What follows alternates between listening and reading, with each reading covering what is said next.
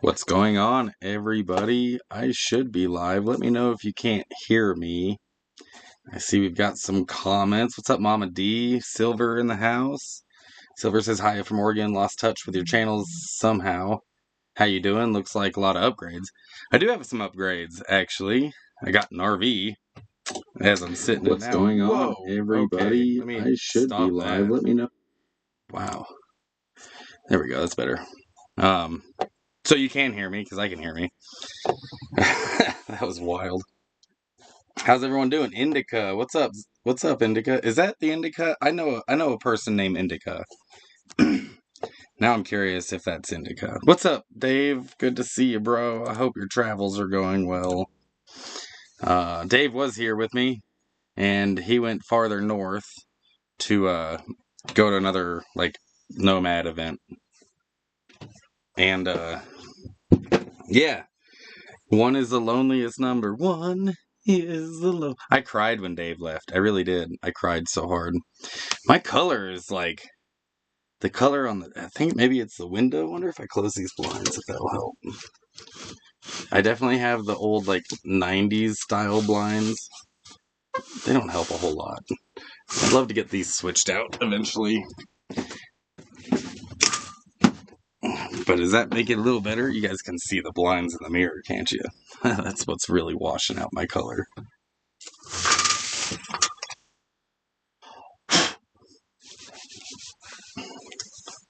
What's up, Blaze? How y'all doing? I'm just chilling. I've got, so the upgrades I got. Where am I? I am in Oregon. I would show you outside, but I'm actually streaming from my laptop right now. Either the feed isn't loading or Zig is lagging. I've got it on my, I don't know, I've got it. But I wouldn't be surprised if I'm lagging a little bit. But some of the upgrades I've got have been pretty wonderful. I got a new inverter. Let me know if I'm streaming well enough, you guys. Let me know if you guys can hear me, if I'm lagging, because Dave says I'm lagging, so I'm curious how well that's going. Let's see here. There we go.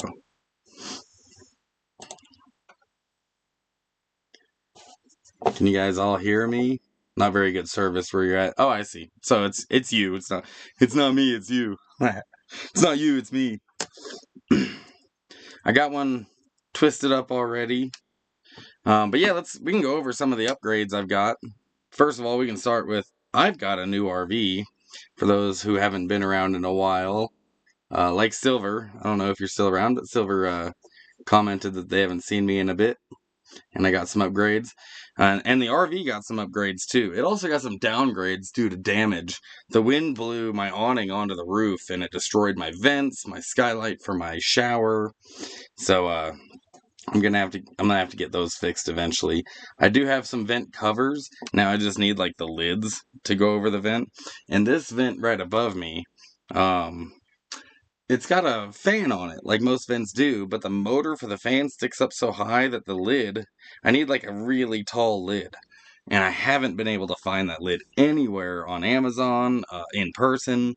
So I'm thinking maybe I just swap out the entire vent, pull the old vent out, toss it, put a new vent in, bada bing, bada boom. That is on my Amazon wish list. But with the, I got an inverter, and I've got this 12 volt, it's all hooked up right now, so it's hard for me to show you guys. But I got a 12 volt outlet installed into the solar as well. Dabbing strawberry cola, what you smoking? I'll show you what I'm smoking. I've got a little bit of this left. Dave and I did a live stream together not too long ago, and we got some smoke, and we split it, but that's what I got left right there. Not very much left. And this little, I'm starting to make my joints a little smaller, because making them full size was killing my weed budget. So but But I really wanted to show you guys, I don't know, I'm really struggling with electricity right now. Yes, I got a new inverter. Yes, I got a 12-volt plug. But the batteries that are in this RV are no good. They only work during the day. I only get power during the day. When the sun starts to dip, like when it becomes dusk, I gotta turn off all my power and go to my Jackery power, which is really kind of obnoxious, to be honest with you. So I need new batteries. So yeah, that's where I'm at with the batteries in this are trashed. What do you and your lungs? Critter says, LA Kush, puff puff pass y'all. Yeah, hell yeah. I'm gonna light this up in just a second. I'm gonna show y'all some things I've been tinkering with lately. We'll start with this. I know, it's pretty cool, huh? This is a computer with a screen on it, and it's kind of hard to... This is called a Raspberry Pi, and the screen... If I can actually take the screen off real quick, I'll show you. It's connected with these GPIO pins right here, and it's actually been very difficult to get going. But this is a single board computer. It's got an Ethernet cord, 4 USBs. It's got an HDMI port and a power port. And I've been hosting, basically I've been creating my own internet, but it's off. Like if I don't have signal, I can use this, plug it into the system, and boom, I have internet. But it's off-grid internet. It's offline. I'm not on the internet. What does GPIO mean? General purpose input output. GPIO is these pins along here, right here. Right, let me see if I can get it close. There's all these pins on there, and you can program these boards to make these pins do all kinds of things. This is a board that they would like build a little robot out of. This is probably something similar to this is what's inside your Roomba vacuums and shit like that. So these are input output pins. You can program them to do certain things like move an arm on a robot or power a screen like this, and the screen just pops into it, and then you program it, boom. Now you can see what's going on the computer without having to hook up a monitor to this. It's also got wireless internet. It's also got Bluetooth. These things are pretty cool. They're not very fast. The new Raspberry Pi 5 is much faster. This is a Raspberry Pi 3, so it's an older version. I got this for $25 off of Facebook Marketplace. And I'm going to show you guys a little bit what I can do with these on this. I've got another one here that's in a case. So you can like 3D print cases for these. This one also has a fan attached to it. There's all your ports. There's your HDMI power port. It's even got a 3.5-inch headphone jack in it. And I believe this is the one. And the entire hard drive on this is an SD card. You can pull it out right there. It's got an SD card, just like you'd put into an old phone. And that is the hard drive. This is the entire operating system.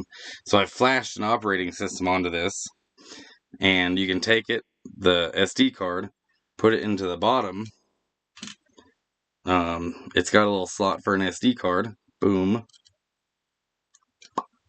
Now it's in. So if I gave this power and hooked it up to Ethernet or connected it to my wireless signal, which I'm going to do and show you guys what I do with these. And hopefully, it's sunny right now, but if a cloud rolls over, my battery goes down to like 11 volts. Just from a cloud, it goes down to 11 volts. So my batteries are not holding power. The only way my system's getting power is from the panels on the roof. Once the sun goes away, I don't have any electricity anymore. I've got lights, but it's still not great to run your lights when your batteries are down to like 10 volts, 11 volts.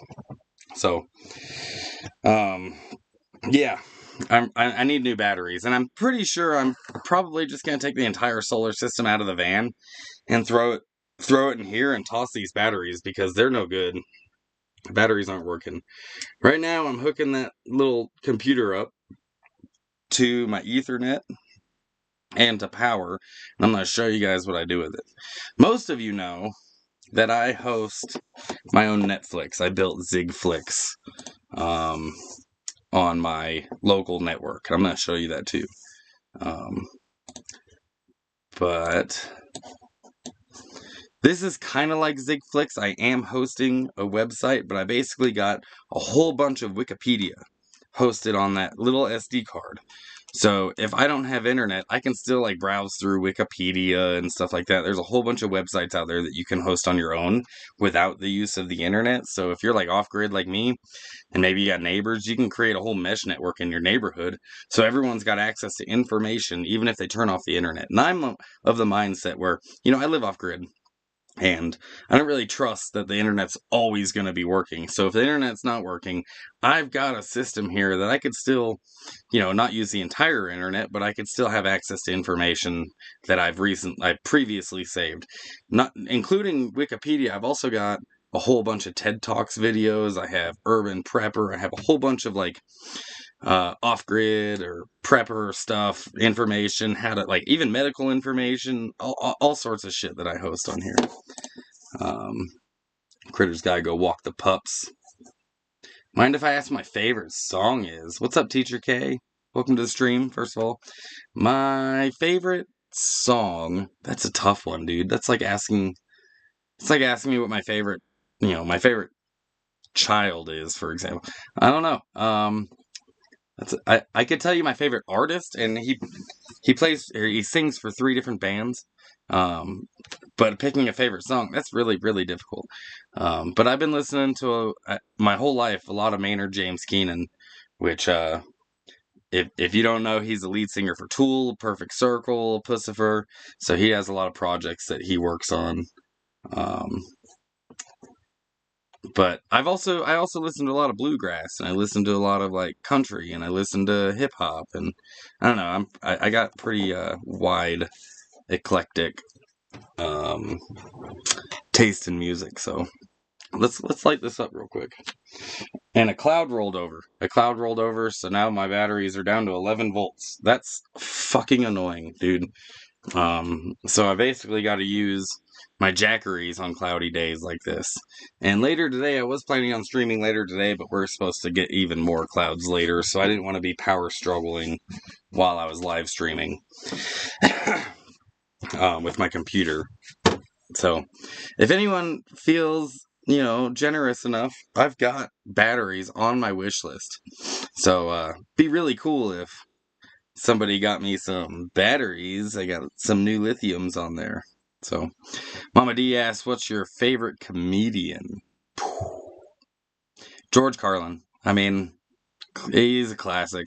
If you're asking new comedians, maybe Matt Rife. He's pretty clever and quick. But if you're talking all time, yeah, George Carlin. Yeah, Bill Hicks maybe coming second. I haven't ever seen Matt Rife's stand up. I've only seen his crowd work, so maybe he sucks. But yeah, George Carlin is my all-time favorite. Probably, yeah, like I said, Bill Hicks comes in second. Let's see. Don't forget to smash that like button. There's only 2 likes so far. But I don't even know how many people are in here. Usually it tells me, but I'm using different software today to stream, so I'm not really sure how many people are watching, but only 2 of you have liked it so far, and I bet you I know both of you.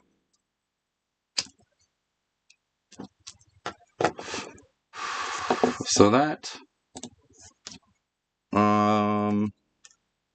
Raspberry Pi is hooked up.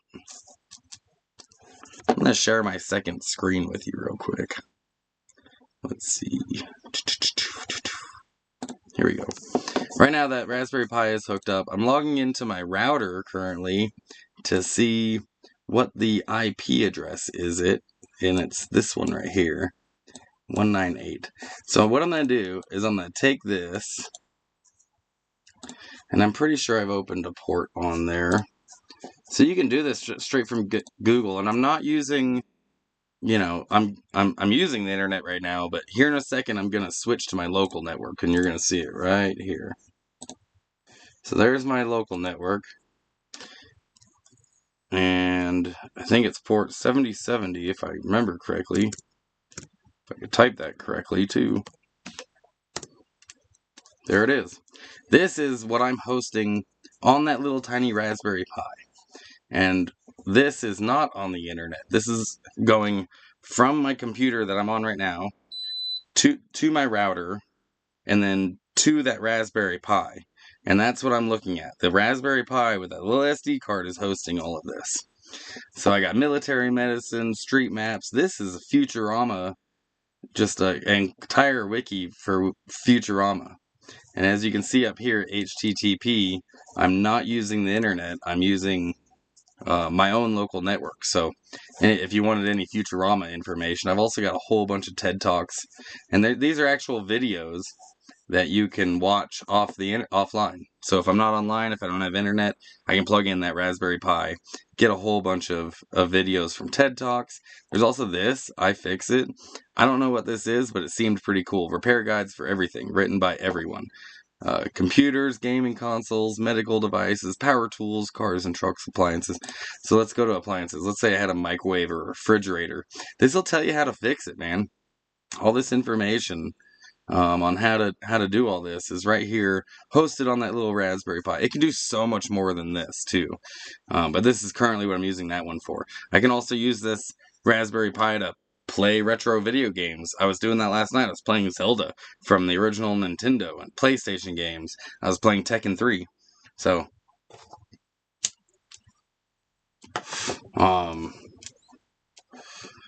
yeah, this is what I'm hosting on here. I think this is pretty sweet. I also gonna be setting up on this Raspberry Pi. It's called a Pi hole.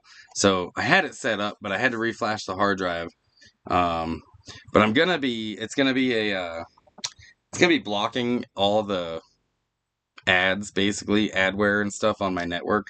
I'm not gonna be like any trackers, any like ads, pop-ups, no ads whatsoever on my network once I'm done setting it up. So that'll be pretty cool.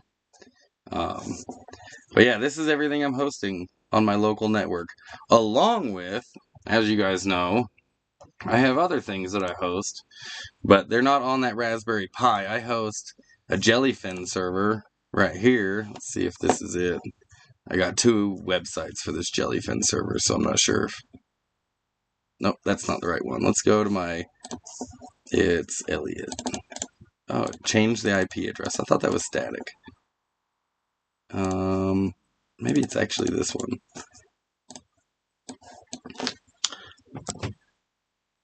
There it is. So this is also not on the internet. This is everything I'm hosting off of a hard drive, an external hard drive. And I have like tons of TV shows, tons of videos. Let's see, I know I've shown you guys this before, but I just love it.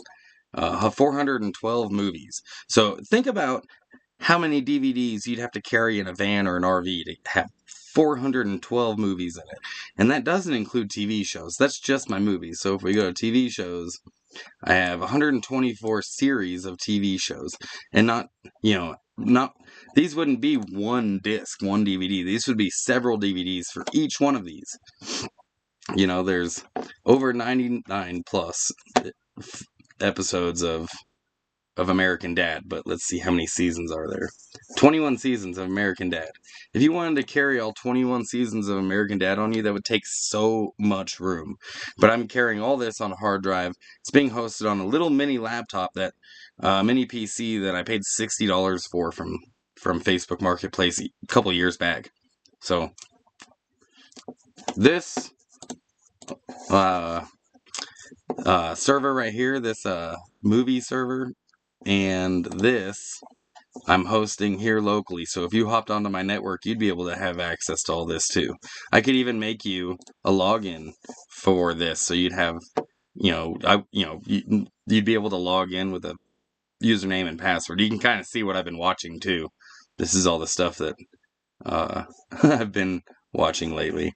Dexter's got a new show out. I've been enjoying this. In fact, I was watching it right as I started the live stream. I had to pause my episode to finish it. Right towards the end of the episode, it'll even tell you, it'll remember where you left off, so you can just pick up where you left off. It's a good show if you're into Dexter. It's a new show that came out. Thanks, Critter. There's my links right there. I would honestly, like, I'm struggle bussing right now. It's the end of the month. And I don't have much weed left. I don't have much coffee left. I don't have, much of anything left, and I got a week until payday. So, if anyone wants to toss me a few bucks on, Cash App, Venmo, PayPal, that would be freaking awesome, dude. I would absolutely appreciate it. But this is what I've been working on lately. This is all ran off of a few other things that I host. Let's see. 203.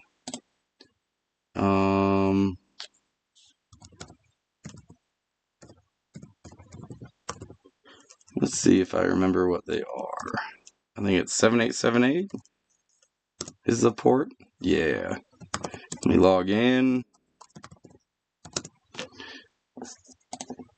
This is my bots. This is like, this right here, Radar, supports this. Specifically my movies. Whenever a new movie comes out, this will automatically go scrub the internet to find that movie, a digital copy of that movie. It'll automatically download that movie, and then it'll automatically send it to my hard drive, where this will automatically post it, so I have access to it off of the server. And, I mean, honestly, like, you don't have to be a nomad to have this. I think this is freaking sweet to have in, like, a house or a neighborhood. Maybe your neighbors could use it, too, if you're nice enough, if you wanted to share it. You can even charge your neighbors money. And this is, like, my own curated Netflix. I don't have much on here that I wouldn't enjoy myself or watch. So you guys could put your own stuff on here. That... if there's stuff that on here that you wouldn't enjoy, you don't have to have it on there. You can put whatever you want. You can put other stuff. So, this one automatically scrubs movies. And then there's another one, which is... Actually... I forget which port this one is. Maybe one of these days I could teach you guys how to do this, too, because... yeah, it's pretty sweet. This one's 7878. I might have to look this up. Default port 8989. 8989. That's what we're looking for. And then log in, because I put this behind a login. Yeah. So this is all the TV shows. Between this and this, it automatically scrubs the internet for these movies, and then this one's for TV shows. Like I said, it automatically downloads them, and here's the downloads that it's currently working on. But it doesn't download them from this app. It sends it to the app that downloads it, which is a whole different thing that I'm hosting. Now, I'm on my laptop, and I have a Windows mini PC plugged in to my network. All of this that I'm showing you is on that mini PC. It is not on this laptop. I am accessing it through my browser that's going to my router and then back to that mini PC and then sending that information from my router back to this laptop. So I could just leave that PC on and I could stream these things from any device, from a Chromecast, from a smart TV, from your phone to a computer. It's sky's the limit. As long as it's on that same network, you can even... It's called port forwarding. You could even, if you're at a home network, port forward this and access it from anywhere on the internet. But then you get into some legal issues because this is technically illegal. If you're letting the whole internet see it, it could be a problem. So I don't do that. Plus I can't because all of my internet comes from a hotspot on my phone. Hotspot on my phone is broadcasting the Wi-Fi signal. Wi-Fi signal is picked up by my router and then it's repeated through my router. And if I connect everything to my router, everything is connected on a local network, but to let it have access to the internet, I turn the hotspot on my phone and boom, now you have access to the internet outside of the local network. Critterbone's asking, can I get movies or shows from Peacock? Yes. What? Like, give me a suggestion of what you might want to download from Peacock, and we can throw it in there. And I'll show you how. Now, setting this up is a bit of a pain in the ass. But here's another. Let's see. I think it's 8080. Yeah, that's it. This is my download client. This is where everything actually gets downloaded. Again, I'm on my laptop, and this is running on my PC, on my mini Windows PC. It's not being hosted on my laptop. I'm accessing it through my browser, and this is oh, you want to watch heavy metal? Okay, I know that movie. Which one? Do you want the original, or do you want the newer version of it? Something else that you guys might enjoy, I am hosting on here. Let me see if I can actually search.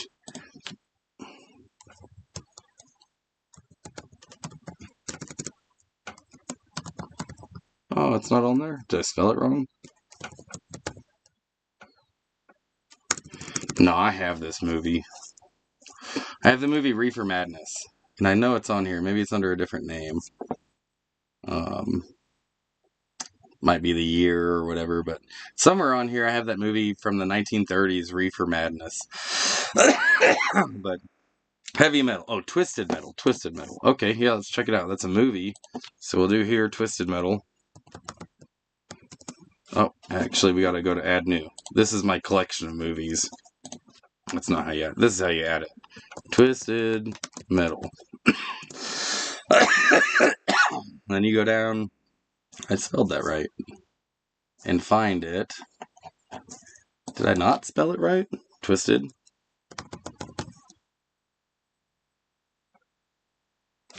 Let's look at Twisted. Let's see if it's on here. A lot of movies named Twisted, apparently.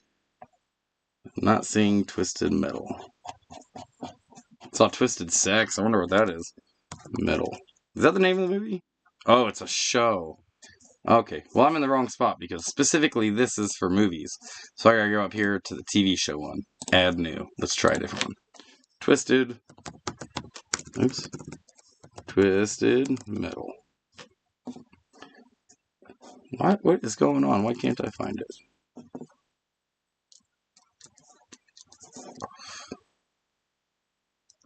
I'm like checking to see if I'm on the internet, even though I'm freaking streaming. Twisted Metal. Twisted Metal. Why isn't it on here? Is that it?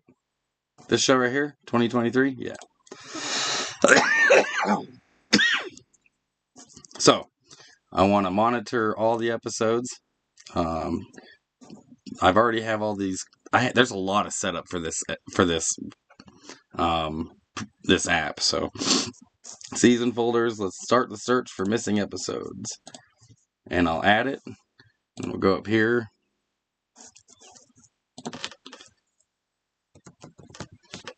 So down here you can see it's actually searching for episodes right now.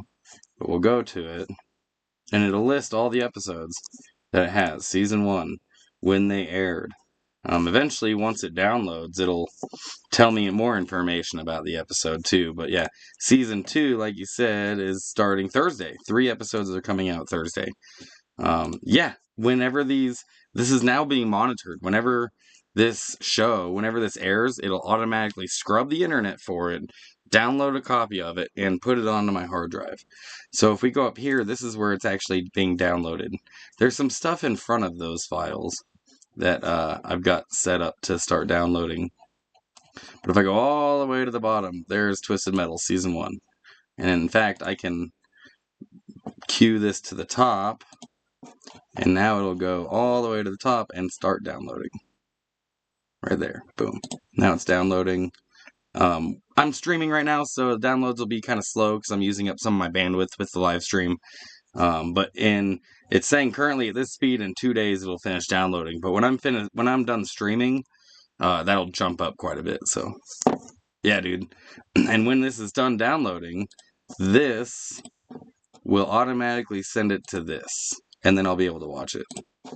So You may be able to watch it sooner if you pay for your Peacock service or your Netflix or your Amazon or whatever. You probably get a little bit sooner access to it depending on how fast it downloads. And like I said, I'm working off of a cellular network, and I do the best I can with what I got. Basically, I'm using a $30 router. I'm using a $60 computer. This laptop is 8 years old that I'm on. This Raspberry Pi is $25. Off of Facebook Marketplace. Pretty much everything here is used. The most expensive thing I have for this network is my hard drive. Burning my balls off with a soldering iron. What's up, Stable? What are you doing with a soldering iron?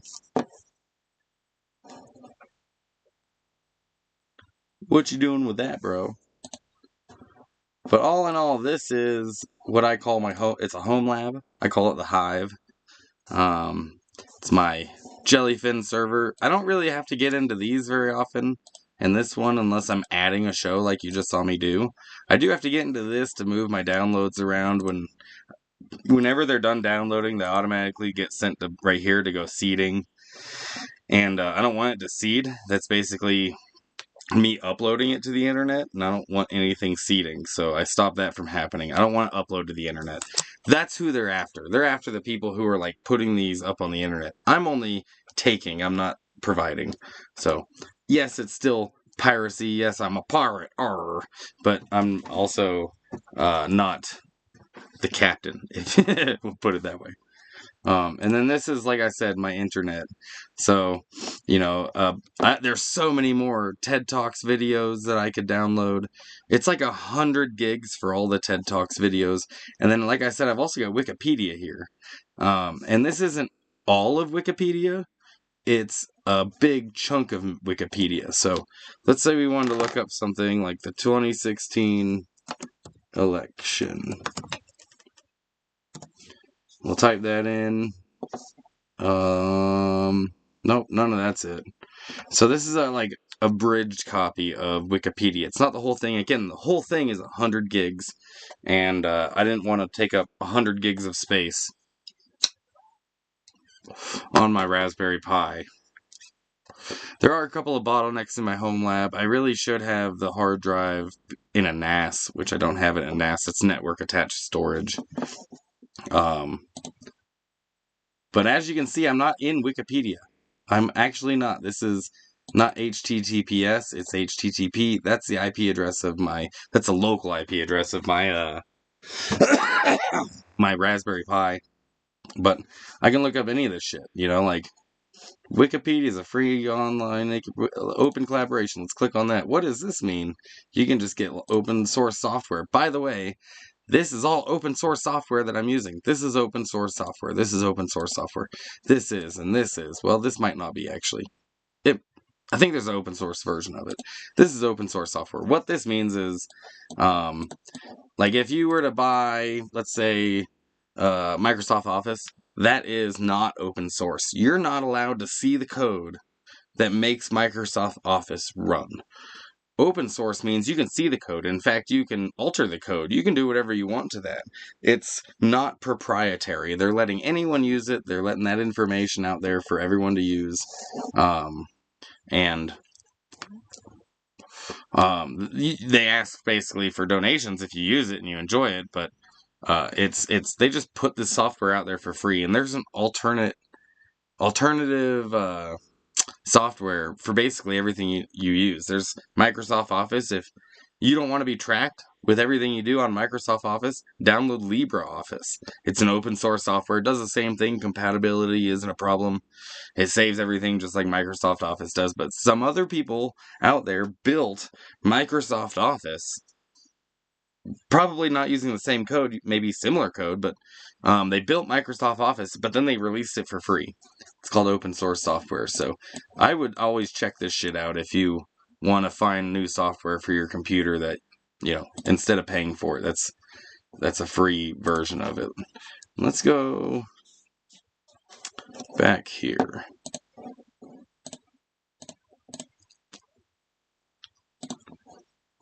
There we go. If I close some of this out, my internet. Oh no. So that's another thing. None of this that I'm showing you uses any of my bandwidth. to go out to the internet. Except for when the downloads. Downloading the TV show, that's going out to the internet. But the rest of it, watching TV and all that shit, it's not using the internet for it. In fact, if I lose signal, I've got tons of TV shows to watch. I'll definitely be entertained. You can do this with music too. So it's just having a whole, like it saves, first of all, it saves space in your vehicle, in your van, in your house, and you don't have to have DVDs. Saves you money because you don't have to pay for streaming services. The average American right now is paying like over $100 a month for streaming services, which is fucking crazy to me, because it's pretty much all out there for free, which is not exactly legal. The one thing that makes it easier on me is the fact that I'm using cellular network. I'm not using ISP at home. If you are using an ISP at home, then you might have to add some extra software to do this. To do the downloads, because your ISP doesn't want you doing that shit. And they might send you a warning being like, hey, stop illegally downloading stuff. But cell phones work a little differently. They don't know who's doing it. They just know one of the phones on that tower is doing it, but they don't know which one, because they use something called a NAT, N-A-T, not NAT, yeah, it's a NAT, N-A-T, sorry, that's a NAT network, and basically, cell phones, when they all connect to a tower, they all share an IP address, too, whereas you at home, when you have wired internet from an ISP, like Comcast or whatever, then they don't share the internet, or an IP address. You get an IP address just for your house. So, yeah, that's the difference. I'm trying to bring up my live chat because I'm not sure if it's working through this software that I've got going on. Am I frozen? Is that what's happening?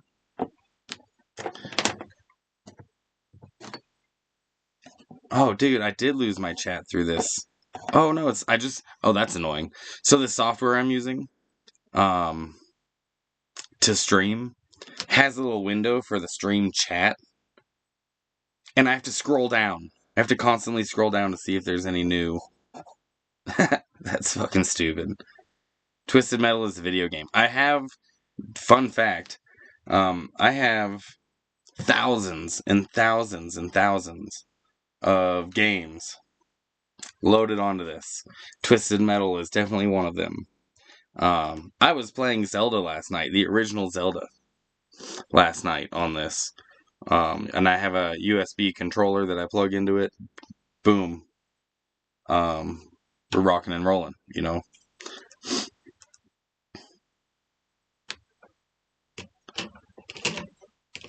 But I have to label my SD cards, so this is oops. I have so many SD cards because each one of these SD cards has a different operating system for Raspberry Pi on it. This is iOS, literally EYEOS, iOS, Motion iOS. This, I've got a Raspberry Pi on the way that I spent $20 on, is going to be a security camera for the RV. I'm going to put a security camera in here and host it on my local network. I'm going to build my own security camera instead of paying money for it, like a subscription. And Heck is currently a zombie. What am I missing? Captain One-Eyed Willie. This is Home Assistant. What this does is all your smart devices in your home, like if you have a smart lamp and you have a smart thermostat, and if you're really rich and you have a smart fridge, smart switches, whatever, each one of them has its own app that you'd have to download, or its own operating system that you have to get in order to turn that light on. And so you have to do all these different apps and shit in order to control your house, unless you buy the same brand for everything, but that doesn't always work. Home Assistant, what it does is it bridges all the smart devices together into one spot, and it lets them all talk to each other. So you would only have to go into Home Assistant in order to control your house. And I've got not much for smart devices. I've got a smart speaker. I've got a Google speaker that is very rarely ever turned on because of the power it takes, but I'll turn it on and listen to the news or music on it. I've got a Chromecast, a Google Chromecast, but eventually I'd love to have, smart lights all through the house, all through the RV. And then, and we were talking about video games, this is RetroPie. And this has got thousands and thousands. Every single and every single Nintendo game ever made. Every single every single Nintendo game ever made. Every single Super Nintendo game ever made. Atari games, including there's even some like arcade games that you would only find in the arcade that are on here. Up to PlayStation. I don't have any. These little pies won't run a PlayStation 2 game. But it'll run more basic games from like my childhood. So I'm playing nostalgic. I was playing Metro Man, or what's it called? Mega Man. Sorry, Mega Man last night, and I was looking for Metroid on there, but I couldn't find it. But yeah, the original Mega Man. That was a top-notch game. I feel like I was better at that game when I was a kid, but I fucking sucked at it last night. I ended up like, I'm quitting. I'm over this. Now I know what my dad was struggling with.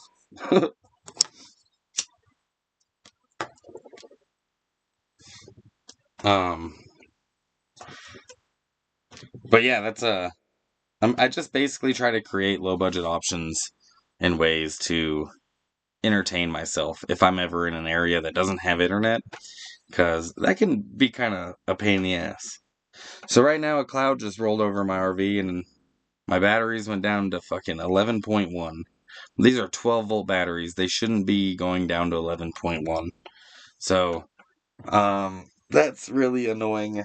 Here's what dang it.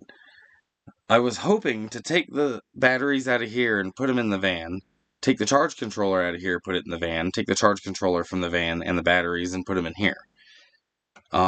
So that way I could have a backup fridge. But you know what I'm thinking now?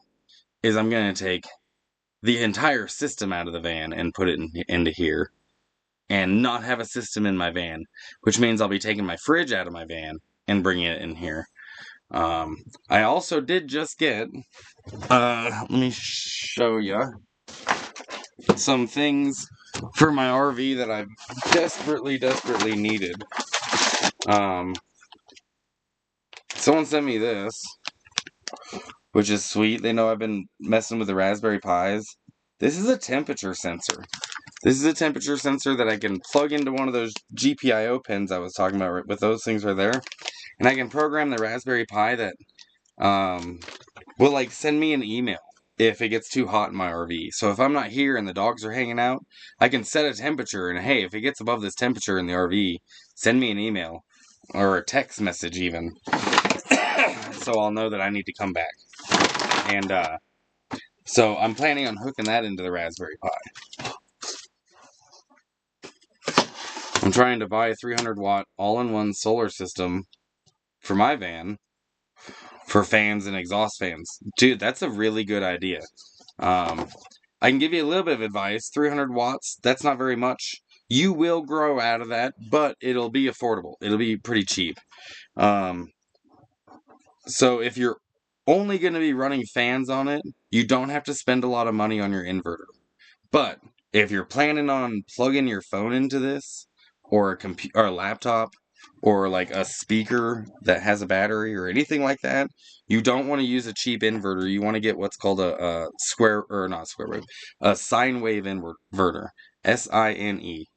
And because these require sine wave, that's the way that it delivers energy. The cheap inverters are all square wave. That'll work fine on a fan. That'll work fine on, like a blender or anything like that.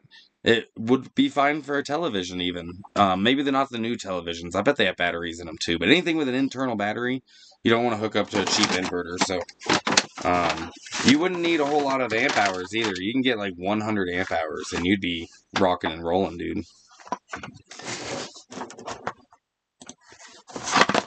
This right here was recently sent to me also in a different package. This may seem like not a big deal, right? It's just a piece of brass. Oh my god, I'm so excited about this. What this is going to be able to let me do is fill my RV tank. I have a propane tank on the RV, and it's actually got two of them. One for the onboard generator. I've got a propane generator on this, and then one for like cooking and my fridge. Currently, it has a leak in it, which that's a problem too. But this, the way that you fill these tanks, it's got a very old adapter on it, right? Like it's got like from the 90s. Most people have upgraded these adapters to allow the new nozzles at most propane fill stations to fill it. This is the adapter. So it'll hook to the new nozzle, go into my system just fine, and wham bam, thank you ma'am, I've got propane on board. I've been using external tanks. I've got a 5-gallon tank and a 2.5-gallon tank, and I've been using those to power my fridge and to cook. But recently, there's a piece that you add from the tank, in between the tank and the regulator. There's a piece that you add to allow an external tank to connect to your RV, and mine has a leak in it. And Dave and I started smelling propane. It actually happened on the drive from Montana to here. I started sniffing a little bit of propane, but it started getting worse and worse. So, turned off the system, found the freaking leak, and that it's right in that piece of that T, man. It's right on that brass piece of that T. And one of y'all, I know who it was, sent me the piece that I needed. This is it. This is the piece that's leaking. So this is something I'm going to have to go take care of pretty soon. But I can't take care of it until I get paid. Because there's I've got some, what's it called, Teflon tape. I have some, but it's not rated for propane. I need to get propane Teflon tape. The stuff I have is for plumbing, because I was just working on the plumbing.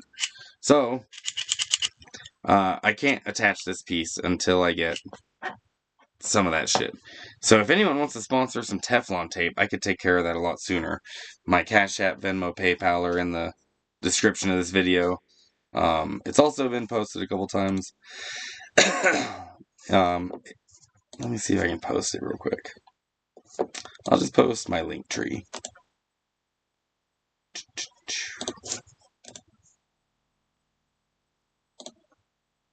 Dude, I would really be grateful. And then this was also sent to me. It's a lot of propane going on right now. Computers and propane. Boom. This right here. Okay, I'll show you. I got one right here. This is empty. Little green tank, right? This is empty. It's empty. It's garbage now, right? Although, you're not supposed to really throw these away, but I do anyways. But it's garbage, right? You can't use it no more. But this allows you to use it. So this would attach here.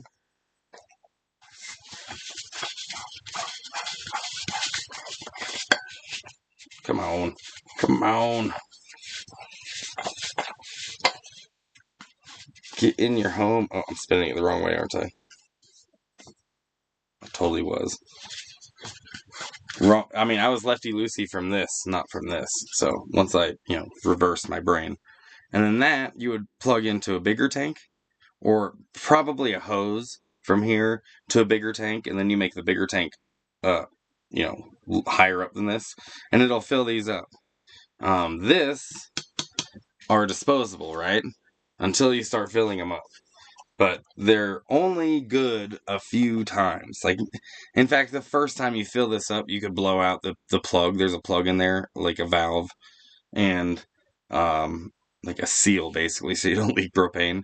And it's pretty common that you and shoot your propane out, because these aren't built to be refilled. They do sell some, just like this, these 1-pounders that you can refill, that are made to be refilled. But this one isn't. But you can get away with it a few times before you blow out your seal and you're leaking propane.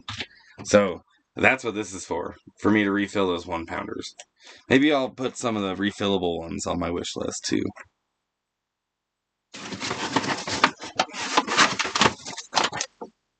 But yeah, it's a propane and computer kind of day. It's the end of the month blues kind of day. Wish I had my phone doing this live stream, because this is what that Raspberry Pi... I have to drag my router a little bit. This is what that Raspberry Pi looks like hooked up. Right? Okay. There we go. Oh, I disconnected my hard drive. I knew something was going to go wrong. There we go. Glad it makes a little noise, because I can't actually... There's no screen hooked to that little computer. I have a little mini PC. There's no screen hooked to it. I access it through my phone, usually. Or my Chromecast. But, yeah, this Raspberry Pi that's hosting all that Wikipedia stuff and TED Talks, and you can put all kinds of information. You can make your own little journal that you host. You can do whatever you want. I don't know why you would do that, but you could. You can build a website locally on your network, and people would be able to access it if they're on your network. They would just they'd have to know the website too, but you can build your own websites. You can't use a .com, but you can use a .nomad, which is what I've been doing. But yeah, this is hosting Wikipedia, all this TED Talks. This is what it looks like hooked up. It's got the Ethernet cord that's attached to my router, power cord. If I wanted to hook up an HDMI, I could into the screen. If I want to hook up a mouse and a keyboard, it's got a desktop. Not Windows, it's Linux, but it's got a desktop environment that you can search the web with. Here, I'm going to unplug it. You can search the web with this. It just runs a Linux distribution. And you can plug a mouse and a keyboard up to it, attach it to your television, and get like a wireless mouse and sit there at your couch and surf the internet. Wireless keyboard, same thing. Yeah. But what I'm going to be doing with one that's on its way, might actually be here. It took forever to get here. I ordered at the beginning of the month, but what I plan on doing with that is using one of these to build a security camera in my RV, so it'll be in here, and again, I can hook that temperature sensor up to it, and have it like send me a text message if my RV gets too hot. But yeah, I'm pretty excited about this propane stuff. Next time I move the RV, I'll have to fill up on propane. But I'm still using a camp stove on top of the RV range right now in order to cook.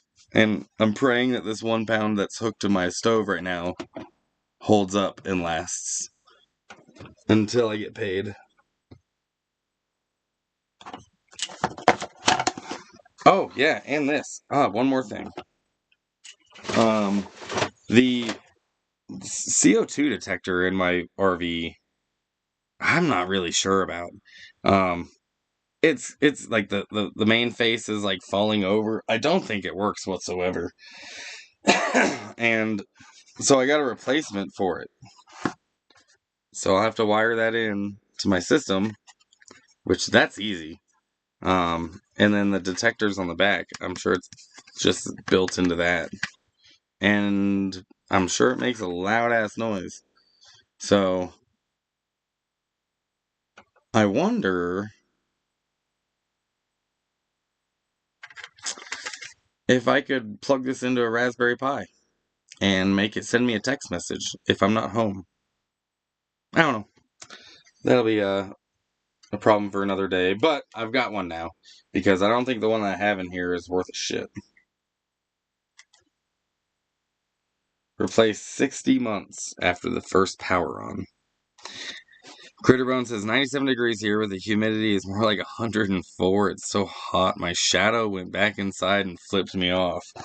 That's fucking hilarious. That is hot, dude. Oh, the humidity too. I don't like humidity that much. You gotta go further north, man.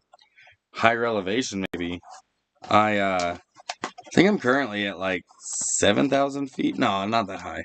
Probably more like 55, 6. And it's nice outside. Every time the clouds roll over, I lose electricity, but it's like I got the window open.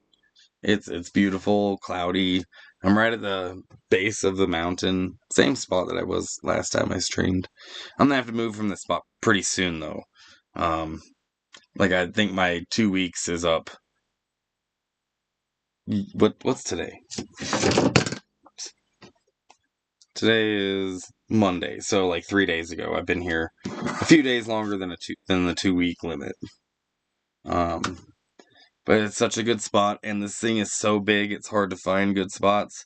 The other good spot that I know is on the other side of town in the desert, and it'll be significantly hotter over there, but like that dry hot, not like it's beautiful up here.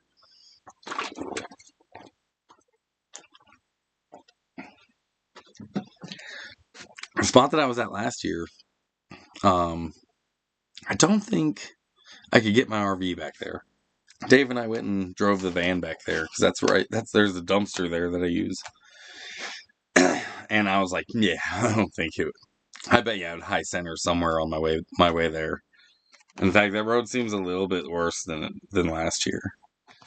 So I can't park next to the lake, which is unfortunate because it's such a good spot.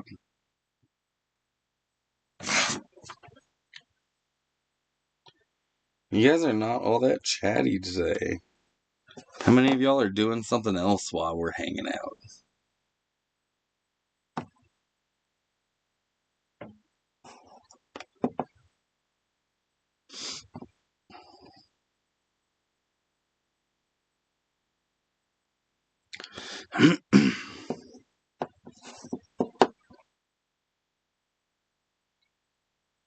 That is so glaring too, isn't it? Like that's.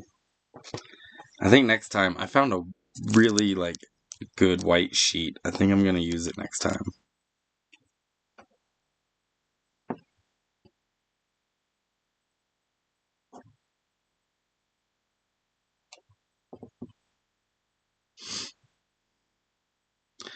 Yeah, Critter, you're chatting. We're hanging out. 14 people in here. There's only one of you talking. That's all right, Critter. We homies. I appreciate you.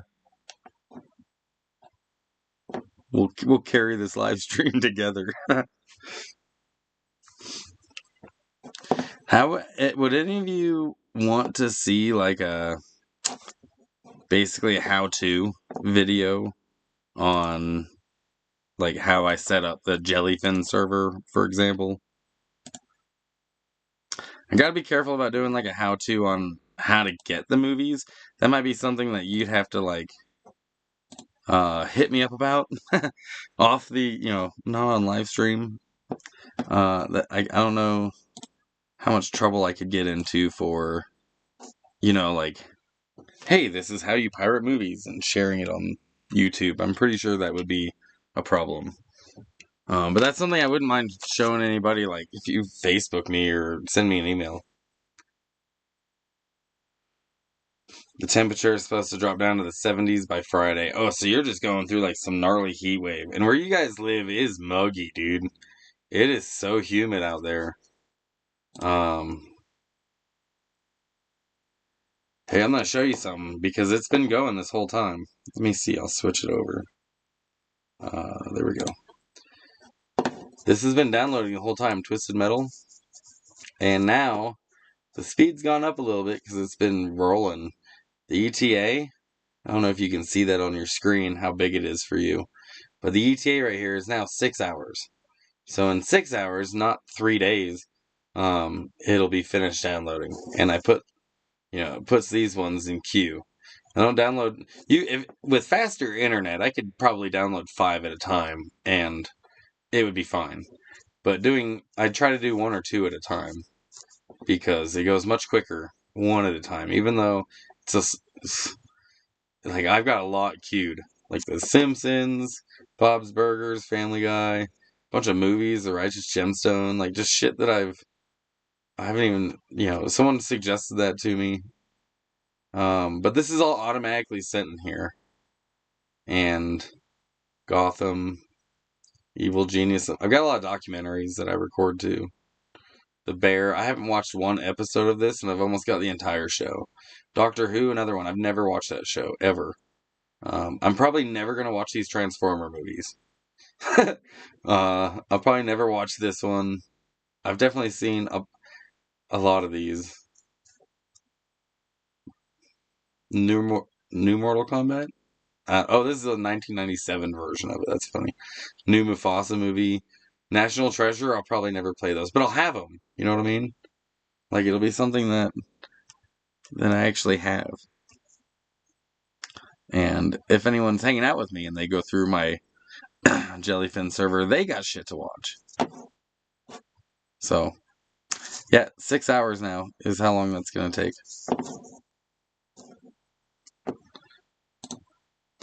You're interested in the Raspberry Pi and how it works? All right. There's a lot you could do with it. You're in a van, right? I could show you how. I mean, this is pretty basic too. I could probably just do it on the live stream right now. It's sunny right now, so I got power. But let me just grab one. I'll just show you real quick. If you have an old SD card, right? Like, not a lot of people have these laying around, but I fucking do because I'm a nerd. If you have one of these laying around, and this is an old Raspberry Pi. Somebody was selling it on Facebook Marketplace. It was $25. I bought it on the way to Oregon from Montana.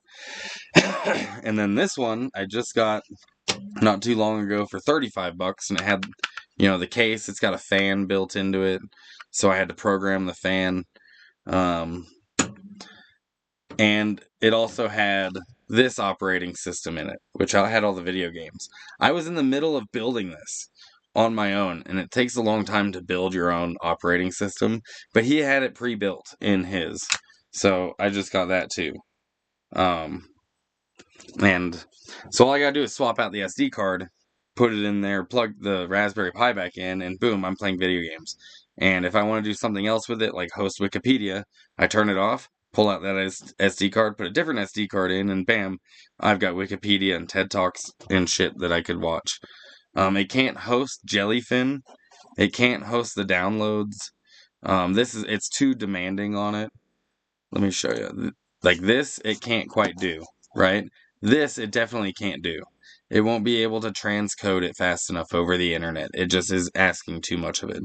If you wanted to do this type of stuff, I would recommend doing what I did, finding a mini PC, or even an old computer, an old laptop.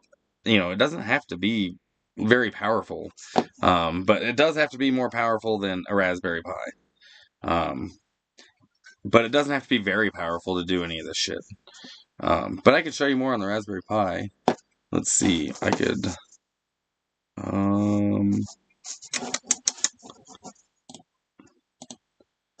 You would start by getting a Raspberry Pi, getting an SD card, downloading this app on your computer, the Raspberry Pi Imager. Let me see what I'm doing here. This is the Raspberry Pi Imager. This is what programs the SD card, right? And puts the operating system on it. It does need connection to the internet to make it happen. And so you would take one of these, God, my camera's backwards. You would take one of these SD cards, you would put it into a dongle connected to your computer, something that can read an SD card like I have here. This connects to my computer through Type-C, and then I put the SD card into that. It also has an HDMI out. I wish it had an Ethernet out, but it doesn't. My computer can't connect wired. I need a dongle for that too, but yeah, you would put your SD card in here, and then you would go to this and select it off of your storage. So let's say I'm going to do that now. I'll plug in an SD card, like one of these. I don't know which one. One of these already has an operating system on it. And you got to use an SD card that you don't mind losing everything off of, because you will. You'll lose everything. So, okay. I don't know what this one is, but it already has an operating system on it. Wonder if I can find out which one somehow. Bear with me. Let me try a different SD card. I don't want to. It'll delete everything on the SD card, so I don't want that to happen. So what I'm doing is just going through my SD card, seeing what's on them, so I don't delete everything on one that I want to keep. Because I've done a lot of work programming some of these operating systems. I think this one will be okay deleting everything off of.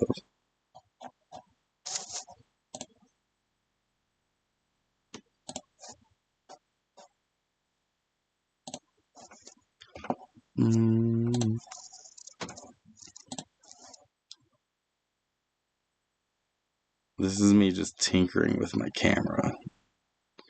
Oh wait, some of that stuff I do want to save. So not that one either.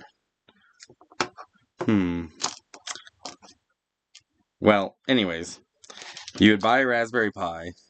Let me show you my screen here. Maybe I won't do it, but I could show you.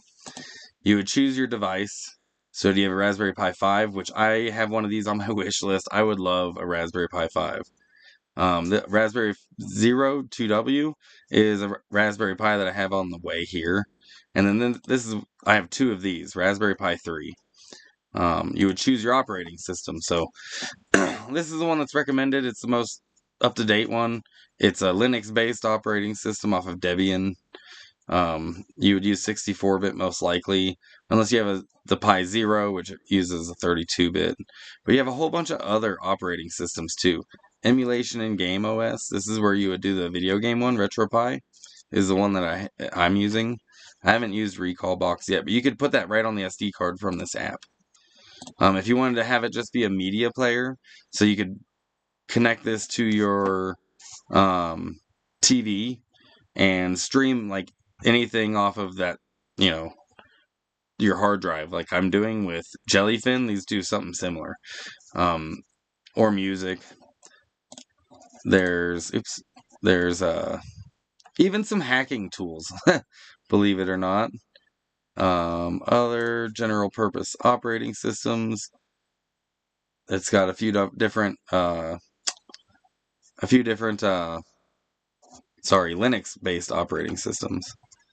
And then other Raspberry Pi images. These are all the older operating system that they release on older Raspberry Pis. And then you would choose your storage, so you would choose that SD card right there. It would show up if I had one plugged in, but I don't. And then boom, you're off to the races. You hit next, you set up your settings, and like you could set your Wi-Fi up before you flash it, so it automatically connects to Wi-Fi, for example. And then you would take that SD card when it's done, put it into here, and bam, you've got a operating system on your Raspberry Pi. Plug a mouse and a keyboard into it. It's got Firefox. You could just browse the internet like that. The Raspberry Pi 3, that's what this one is an older one. If you're planning on using it like that, as like a computer, expect it to be kind of slow. It's got a 1 gig chip in there. Your CPU is not very big. It's got a little bit of RAM, like 1 gig of RAM. So you're working with like an old, like the same processing power that they, you were using in high school maybe, or maybe short when you learned computers. Critterbone says, I'm so confused. It's a good thing I'm married. She's the computer whiz. Yeah, it's not that, like, it's just Linux stuff, dude. Like, I know Linux is just like Windows, dude. It's except open source. If you've ever used Windows, you'd be able to use Linux just fine. It would be very familiar to you. In fact, no, I don't think I could show you that. But yeah, it looks very similar to Windows. You can just open a web browser and watch YouTube on it. You could have that permanently mounted, like stable in your van, and have a computer in your van you hook to your TV because it's got an HDMI port.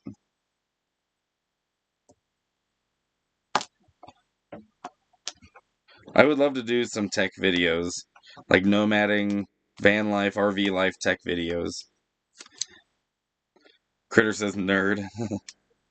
I'm okay with it because I get Free Netflix, basically, and free Peacock, and free Hulu, and free Disney Plus, all rolled into one. Free Amazon Prime, all rolled into one platform that I made myself. So, I've paid for all that shit before, dude. It's expensive. How much do you guys pay for your streaming services? I'm curious. Oh, there it is. Oh, there's still some left.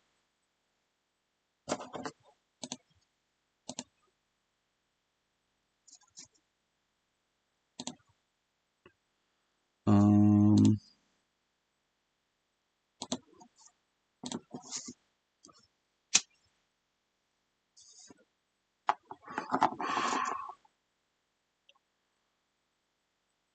Carol does all the computer stuff. I guess she'll have to watch that video if I ever do a tech video. Really, my favorite thing about the Raspberry Pi, which I need to redo it. But my favorite thing about the Raspberry Pi is something called a Pi hole, and it just is an ad blocker for my entire network. So I can go to websites that usually have a ton of ads on it, and there's no ads.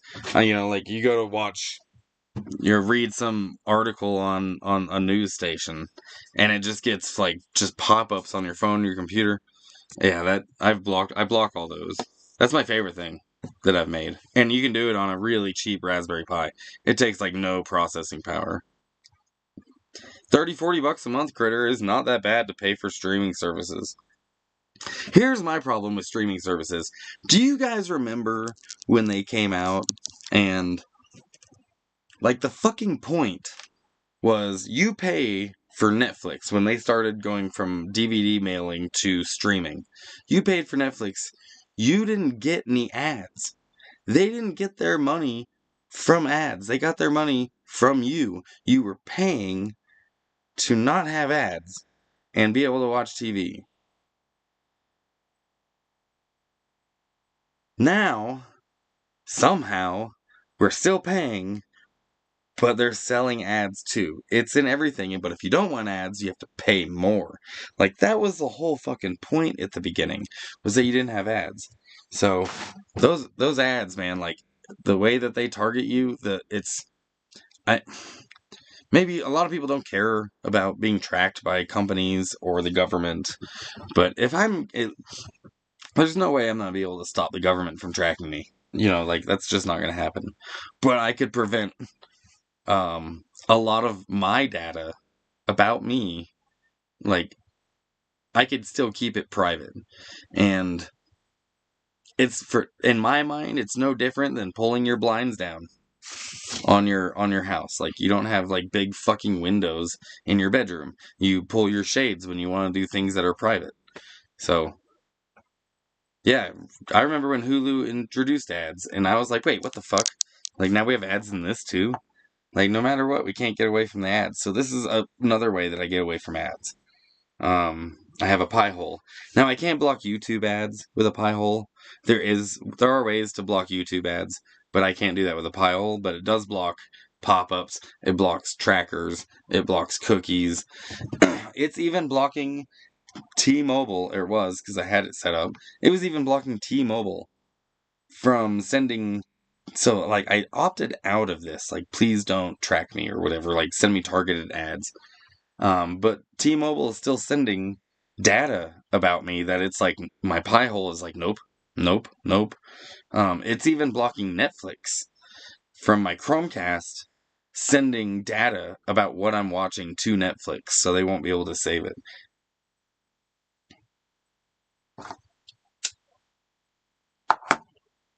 So I know a lot of people don't give a shit. Like, well, I got nothing to hide or whatever. But if you don't think you have nothing to hide, then you're not thinking hard enough.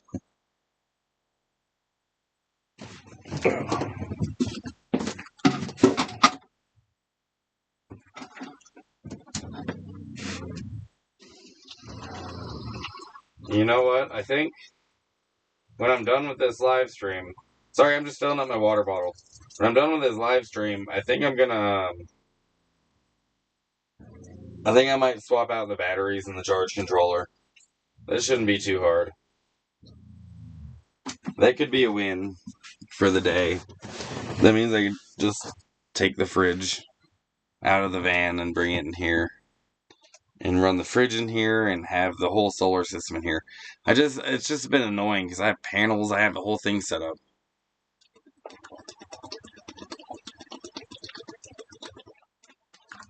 But I'm not living in the van anymore. So, you know,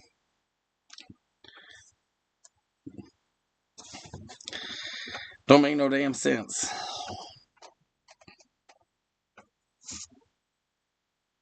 Oh, I got two little earmarks on, so I don't see that. Here, I'll show you what I'm seeing right now. I'm seeing that I have my logo here. I'm doing this from my streaming stuff that I use. It's actually on my other screen, but then I have this one here also. And oh, that's cool. I'm not even subscribed to myself.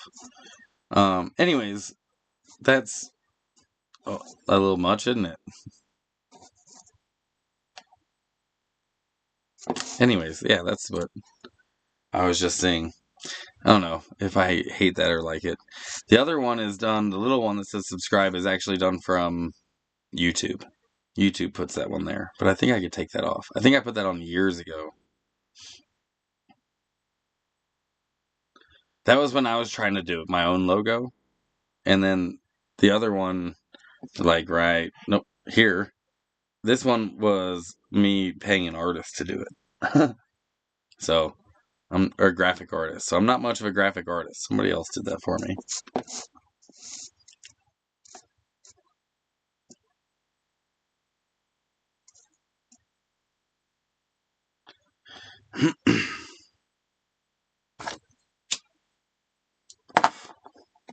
Should I roll up another one? I haven't actually been smoking too much. I smoke like 2 of those small joints a day, which is, I think, the only reason I've still got even any of this left. Got a week until payday, so, fucking send help. A little bit less than a week, actually. It's Monday. I get paid Friday. Friday's the 1st. So it's definitely the end of the month blues. And, I mean, I've got a bunch of canned foods and stuff, which is great. I've got backup food. I got noodles and, I got a little bit of food. Dave and I went to the food bank here twice this month, but that's all you get at that food bank is twice. So, I'll be okay with food. I'll be definitely making some pancakes. What I'm actually concerned about, it's not going to be a big deal, but water. I'm actually a little bit worried about water because if my water doesn't last, I've got to go find a spot to fill up. And pretty much everywhere that you can fill up on water is not free. The other option, and Dave and I were already laughing about this, the other option is that I fill it up with jugs. So I go fill up my jugs at a campground because they don't have nozzles. So I go fill my jugs up at a campground and then pour that into the fucking RV tank. But I've got an enormous water tank. And I know I'm pushing it. Like, I haven't looked. I haven't wanted to look to see how much water I have left. I also have been doing like a dish a day. Like, if my dish, I don't want to show you my sink right now because I don't want to use all the water to do all the dishes. So I just clean the dishes that I need. So it's trying to conserve on water. The life of living in an RV. There's no convenient spot for me to fill up in the area, so I'd have to drive the RV around somewhere to fill up.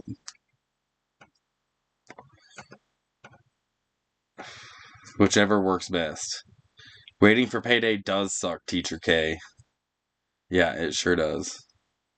And with this paycheck, I've got so much to do with it. Like, it's already spent, and I'm a little bit worried about that too, because I need to renew my driver's license. It's expired. It expired in January. Now I'm in Oregon.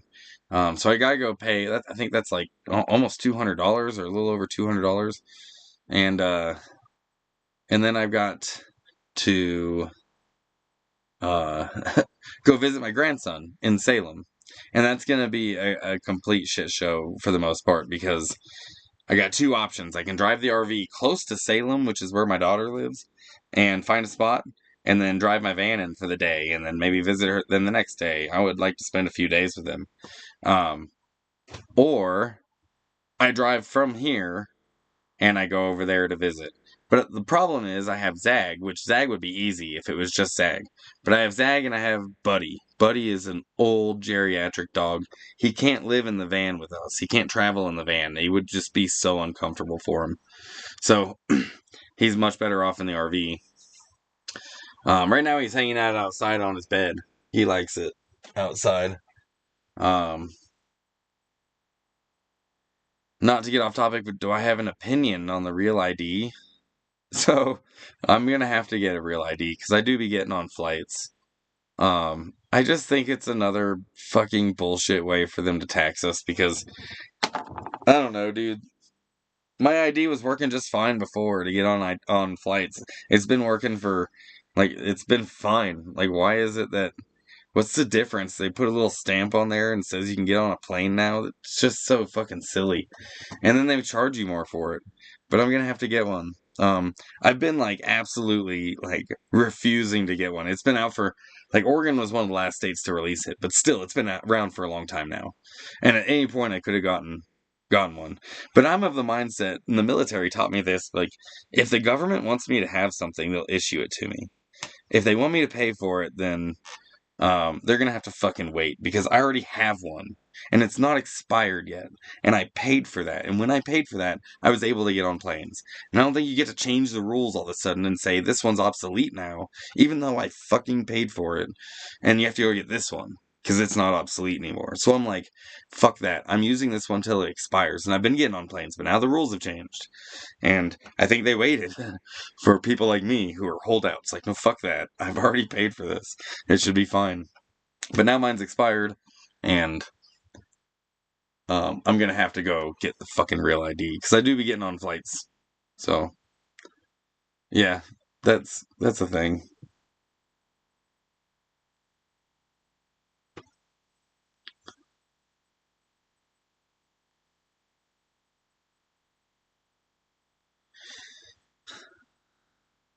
If if it's stupid, I know I have to get one too eventually. Maybe, yeah. Like if you ever get on planes, yeah, it's obnoxious, but you should have a little Honda CT90 trail bike or something for small journeys. My original license, I had to show my birth certificate. Now they want it again. Why? That's my point. That's what I'm saying. Like I crossed the border without the Real ID, with just my driver's license. I've done this a few times with just my driver's license. And the first time I did it, they were like, "You need to have proof of citizenship, like a birth certificate or a passport." And I was like, "I had to have that to get this." And he's like, "Just go," and handed it back to me. Um, which is true. I had to have that. I had to have all that information to get my ID to prove who I was. And now they want me to do it again. Like, sure, why not? But they charge you more for it.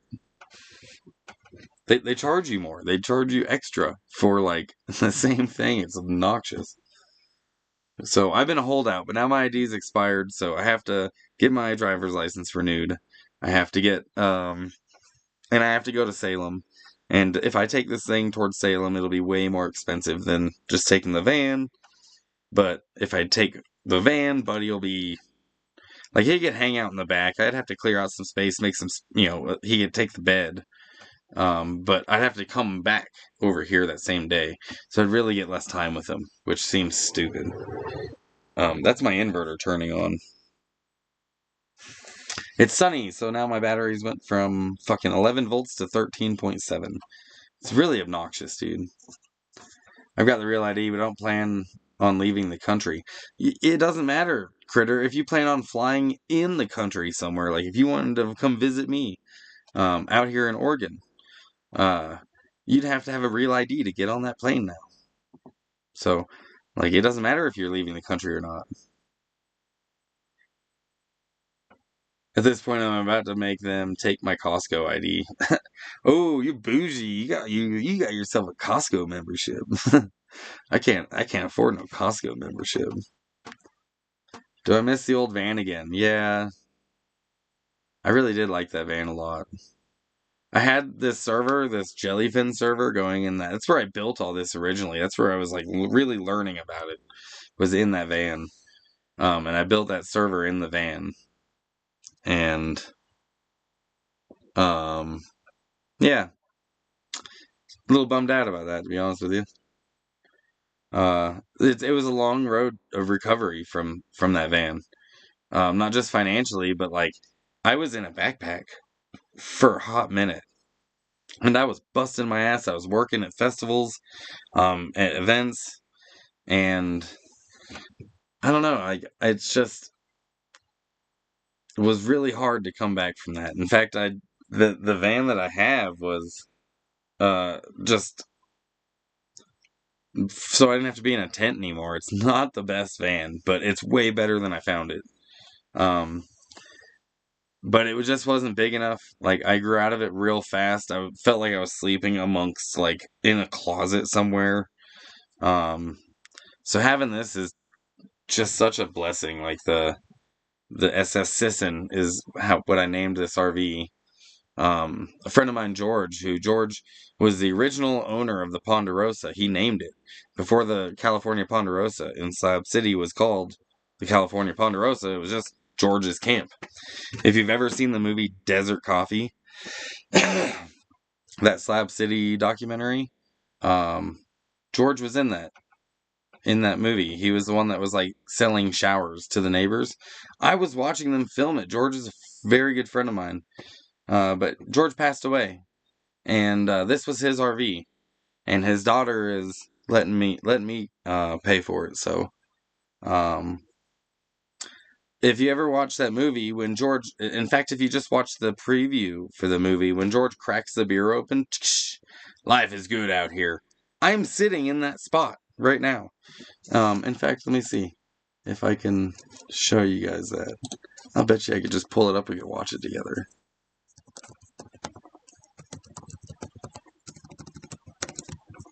Yeah, trailer. It's in the trailer. Hey, what's up, Sharon? Yeah, I am still in Oregon. I sure am.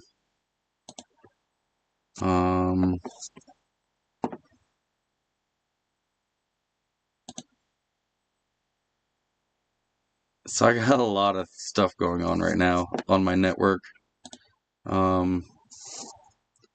Like that's downloading, so plus this is going. Let me stop that.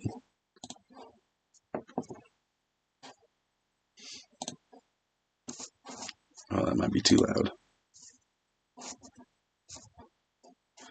So, ooh, is that gonna be too much for it? Oh, that's weird. Why is that happening? And why can't I hear it? Oh, I know why.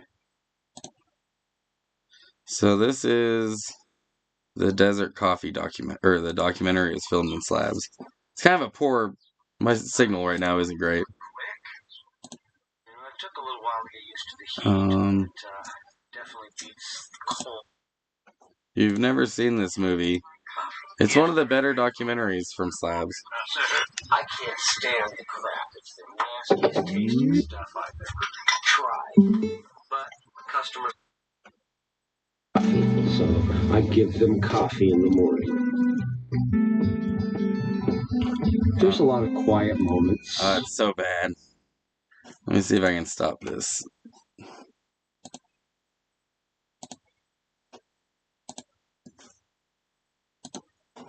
Oh, that was just a web UI? Dang it. Oh well. It's nice. I spent a lot of time in a big city. I enjoy the big city, but I also like the peace and quiet of the country. You got the fucking right to wake me up at 3 in the morning.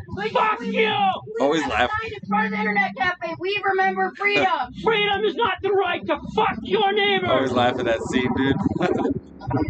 I like seeing the helicopters fly over. There's so many dead people in this trailer. This kid passed away not too long ago, about a year ago.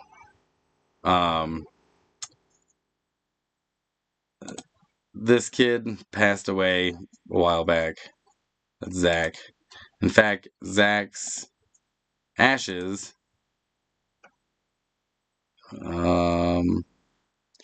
this kid. Zach's ashes, I've got his ashes in this tattoo on my thumb. And Zach's brother did this tattoo. Zach's brother's not in this movie. But I always laugh at that scene. But this kid passed away. I like seeing the helicopters fly over our heads. What they mainly do in the morning is go really, really low and really, really loud. There's I George. wish I could find me a nice woman. I even posted it. So that RV he's standing next to is this RV. And this dog right here is outside chilling on a pillow right outside right now. I've been taking care of him. But that's Buddy. Look, I'm looking for a nice woman to stay with me, do the cooking, cleaning, do my laundry. And everybody said, you want a maid, you don't want a fucking wife. That's George right there. And that's his dog, Buddy. And now I have Buddy. I'm taking care of Buddy. Buddy's 15 years old. So he's on his way out. I clean up after him quite a bit because he's old and doesn't walk very well, doesn't get around very well, but he still thinks he's young sometimes, so. But, Great. that's Donita. She passed away.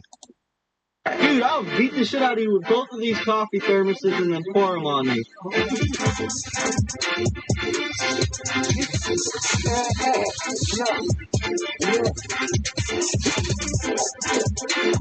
I am still hoping to be able to go to the moon one day.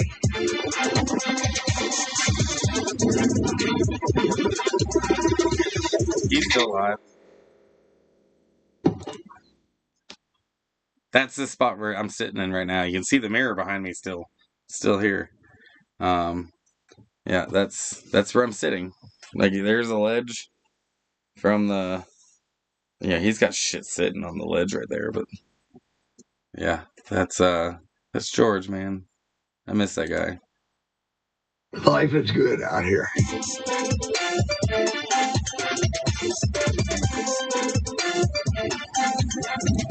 Life was good out there.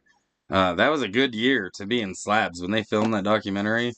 It was a cool time to be in Slabs. The internet cafe was thriving, and that was the only spot in town that you could get internet. It was true. That was it. There was nowhere else that had public internet. Now everyone's got internet in Slabs these days, but they were the first, and they would make coffee in the morning, and so you could show up, and the coffee was free. If you wanted to chip in $1, that's fine. If you didn't, that's fine. They're just gonna keep rolling with it, and that's where I met most of those people that were. That's where I started. That's where I'd spend my mornings. That's where I met Cause. That's where I met Cornelius. That's where I met Internet Rob. He's still called Internet Rob, even though he doesn't even do that anymore. What year was that? Let's see. It's 2025 now. It was 2013? Yeah, probably 2013, 2014 when they filmed this. 85 billion views on that documentary. 85 billion. That is insane. What? Okay. I have never seen that. That's on this, not the documentary, but the trailer. Oh, I know them.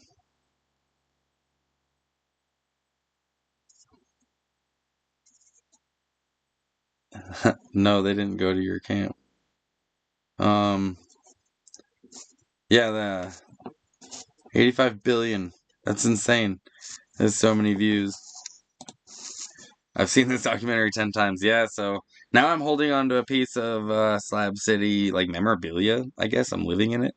But no one really cares. Not really. Not really. Not about this. Like, George maybe, but not the RV. And George paid for a mural to be painted onto the sides of the RV that says, has like a peace sign, and it says Slab City, California, the last free place. And it's on both sides of the RV. And I'm like debating painting over them and putting like maybe my YouTube logo on there. You know, I don't know how good of an idea that is, though, to be honest with you. But maybe just doing the actual logo, but not putting my name. You know what I mean? Doing like the road with the, what you see right here. Maybe doing something similar to this on my on the sides, but I don't know if I really want to paint over that either. On one hand, I'm like broadcasting Slab City as I travel, and some people have, opinions about that place, and it might cause unwanted attention. And then on the other hand, it's, like I said, memorabilia, so I don't know how I feel about it.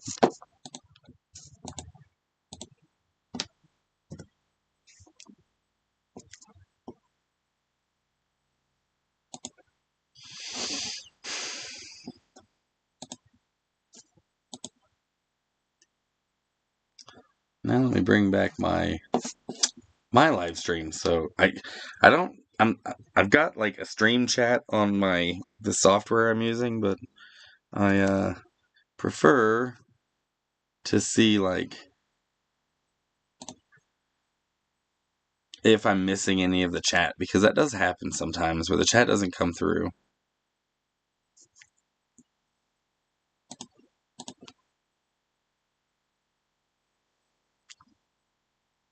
Yeah, Critter, you've seen that documentary about 10 times.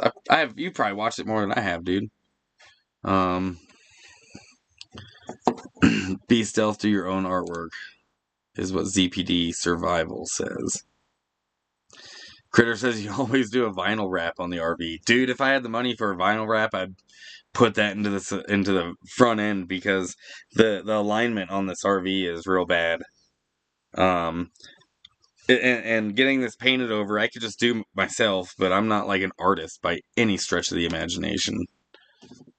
Yeah, Critter, you seen the documentary? Oh, shit. That's not gonna work.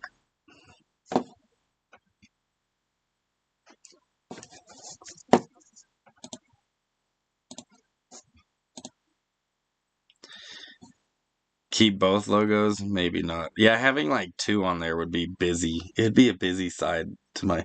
But I do know an artist. What the... Oh, I do know an artist that,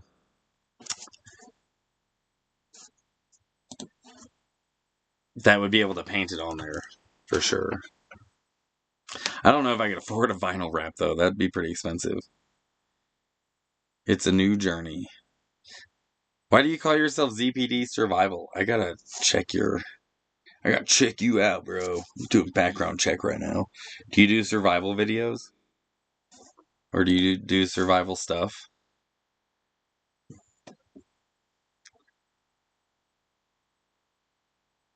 You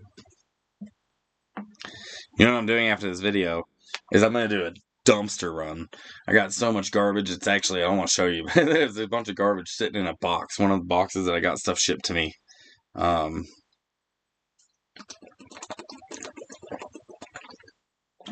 So I got a few boxes I got to toss out, because I got some vent covers for the for the RV, and they came in gigantic boxes, so I've got to go to a dumpster run. I've been throwing garbage in the boxes, so that's what I'm doing after this, and maybe today, maybe tomorrow, I will swap out the solar systems. Oh, dude, ZPD Survival. Okay, so you got over 1,000 videos posted. Asparagus hunting.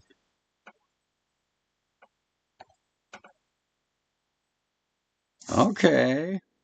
Here, I'm gonna send you a shout out here. You got a lot of videos, dude. Let's see.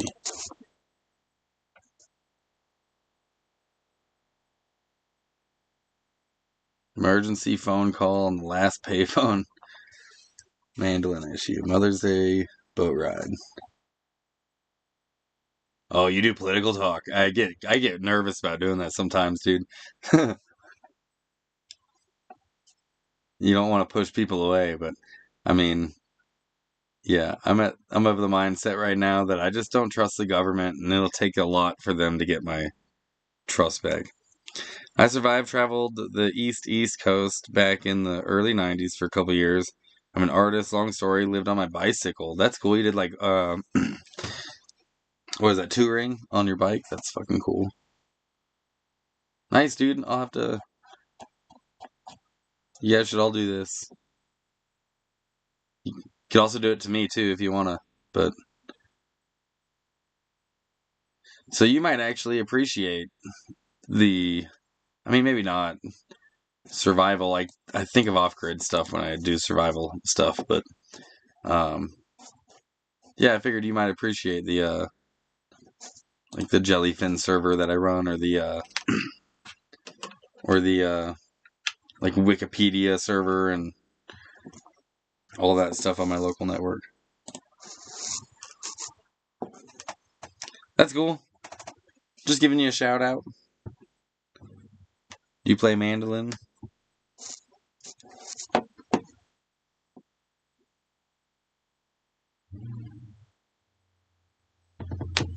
But yeah, if I had enough for a vinyl wrap, I'd get the alignment fixed first. I don't even know where the fuck to get an alignment done in an RV. Like, I just can't go to, like, to Les Schwab's or whatever to have them do it on this. I'd have to go to some place that does, like, semi-trucks. So, yeah, I don't know exactly where I would go with that. For that. There's no, like, there was a truck stop I stopped at that had a shop, and I went and asked them, like, y'all do alignment? They were like, no, we don't have the machine for that. So you need like a special machine, obviously, to do alignment on a big rig. And that's where I'm at. I bet you that would be so expensive. But the alignment on this thing is so bad. If I let go of the steering wheel, it's turning right. Like, whether I want it to or not, that's where it's going. And I know the image is reversed, but it's turning right. That's where it's headed. Whether you like it or not, that's exactly what it's gonna do. So I've got to be real careful when I drive because of that. It'll also chew up the tires real fast if I don't get it fixed. So, someone's got some bass. That was weird. Made my RV shake a little bit. Made me nervous. Whew, that was a funny feeling. Anyways, yeah. So I gotta get that squared away. In the meantime, I just gotta make it till Friday. I would love, like, you ain't gotta be a baller to donate $1. Even 5 helps. I have $2 in my Cash App. That makes me so nervous.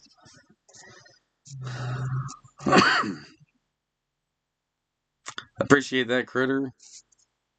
That's what's up. You followed me since Slab City stuff. Well, this winter, I hope to bring you guys some really cool shit. I'm planning, I'll be near Slabs. I'm planning on staying in the same general vicinity. I really, really like Bombay Beach. And I think I want to go back and show you the things I like about Bombay Beach. So be looking forward to a similar community, but that one that's on the grid. Kind of, it's a mix there. Some people aren't even on the grid there. There's a lot of people off the grid. Call the TA, maybe La Mesa RV, I hear, because they work on RVs. They might be expensive. No matter where I go, this is going to hurt. It's going to be so expensive. I'm not going to be able to do it soon. And I don't know, dude. I'll be here. Next month is August. September, I really need to start heading out. So maybe I delay visiting my daughter until September, and then I'll be on my way out, because where she lives is right on the I-5, and then I could just right down the I-5 all the way south into the, maybe the mountains somewhere. That's about the time it starts getting cold too, but it's still too damn hot down south. So 17 plus, thanks for the shout out. That looked cool. RV alignment, go to a semi-truck station would be your guess. That'd be my guess too. And I just haven't found one yet. I guess I'd have to make some phone calls, but there's not even a truck stop in this town. Like, there's a truck stop, like, way south in La Pine, and then a truck stop way north in Madras. But there's not one in Bend, even though it's got 100,000 people here. Used to be a truck stop here. Used to be Jake's truck stop. Now Jake's moved to the other side of town, and it's Jake's Diner. It's not even a truck stop anymore. So where that truck stop used to be is now a gas station. Critterbone says, I'll try to send something when Carol gets home from work tonight. Yeah, that'd be sweet, dude. You guys have always been really supportive of me, so for years. I really appreciate you guys. You guys are rad. I really wish I could have gone to see you, but your state really scares me. We'd have to maybe meet at the border, and I could just wave at you from my side of the border. There will be like, I don't want to immigrate over there and get arrested for weed.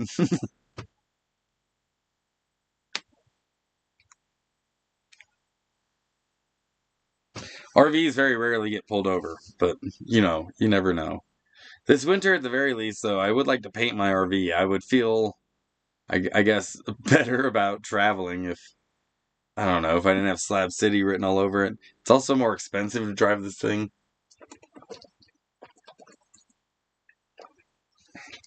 It really dinged me driving here from Montana.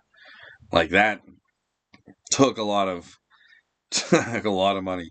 Not to mention I broke down the side of the road, and that was $300 towards that mechanic. So just from Montana to here, and I'm gonna be putting I've got a whole video I'll be putting together from Montana to Oregon, my stay in Oregon, a little bit of my stay in Oregon, and then I'm gonna leave, and that'll be the whole like winter video. And I've been doing a lot of filming for it too, so it'll be a longer video. I've already done some of the editing for it, and I think maybe I'll start doing some videos like that. Like do a season and then release a video for that season.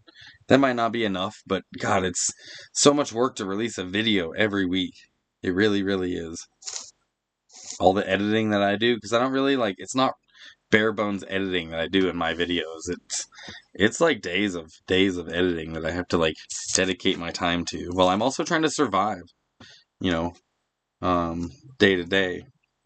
Macaulay's Truck Repair, Bend, Oregon. Oh man, I'm so scared. You guys want to find out how much it costs? Maybe we can call them together. What's today? Monday? Yeah.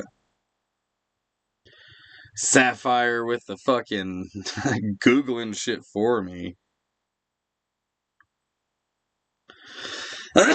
Where is this, first of all? Okay. Sure. Oh, off of Empire. Okay.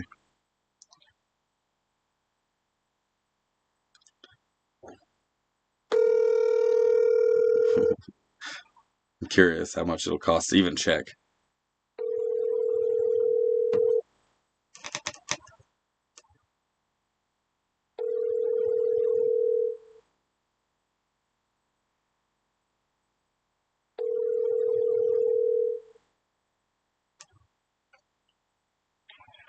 Hi, you've reached Macaulay's Truck Center. No, I haven't. Truck Center with Ben.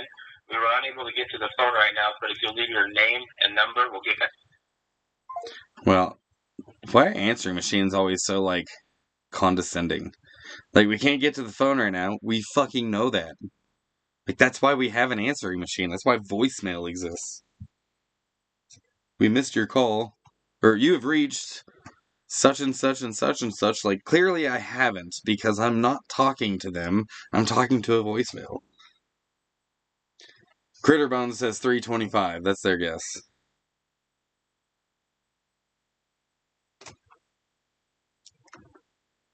Maybe it's that cheap. I feel like that's probably right around what the cost of it would be. Hey, Daniel Sterner with the fucking donation. I appreciate that, Daniel. That's so cool. Daniel just sent me $50, so I think that would probably, because $50 go a long way in my pocket. That'll probably get me through till Friday. So, like that's so. Thank you so much, dude. They might be doing an alignment. Yeah, they might be busy. Maybe that's a good sign. I bet they would call me back too. ZPD Survival says I picked ZPD because I'm a Frank Zappa fan.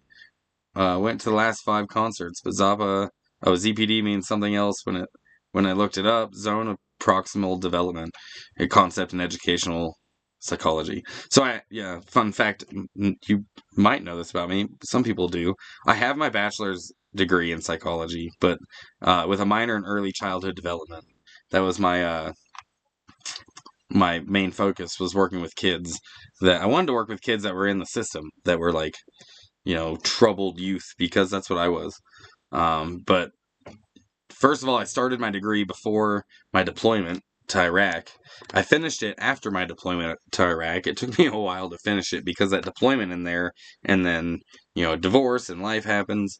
While I was overseas, my wife cheated on me. And so when I came home, it took me a while to get back into the groove of school. But anyways, I finished that degree and then didn't want to do that work anymore. That's not who I was anymore. But I do know what ZPD is in psychology.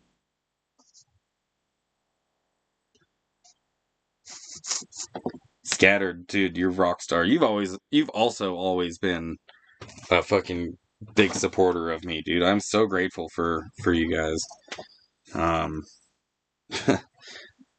It's so humbling. It's to this day, like, I don't care how many donations I get, like $5, fucking $50, $500. It's always so humbling every single time because, before, when I was that person, I had a degree. I worked for the state of Oregon for years. If you Google my name, that's probably one of my Google hits. Is I used to be a veteran representative at the employment department. I wore tie to work every single day. And that's just not me anymore. Let me see. I'm just Googling myself real quick. Oh, the General James Sehorn comes up. He always comes up, and then my grandpa comes up. Oh, that's it. Okay. So I can just transition this. Typed in this is my Christian name. This was I don't know, a distant family member of some sort. James Sehorn, General James Sehorn. This is my grandfather, Jimmy Dale Sehorn. And there's me right here. Just a bunch of fucking veterans. He was an infantryman too in the Army. He's a half-track gunner on a. He was a half-track or a 50 cal gunner on a half-track. But yeah, then there's me. Oh, that's my LinkedIn, local veteran employer representative. But when I worked there, I definitely got pictures of me and fucking.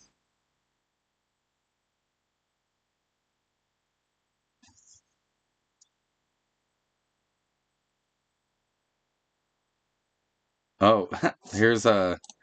So, I don't know how many of you know this, but Zag was actually stolen from me at one point. I went to Cougar Hot Springs here in Oregon, and while I was there, in the middle of the night, someone stole Zag from me. And she was at the time being trained by Battle Buddies at Central Oregon to be a service dog. And eventually we got her back, mainly because of social media. And that's also a Google hit. If you Google my name, you'll see me reunite. There's a video of me reuniting with Zag and just fucking crying. She'd been missing for weeks, dude. But yeah, that's also one of my Google hits. Yep.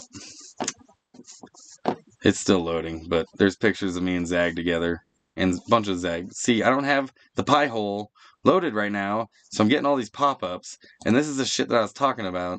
This just annoys the ever-living shit out of me. This would also not be here if I had the pie hole running.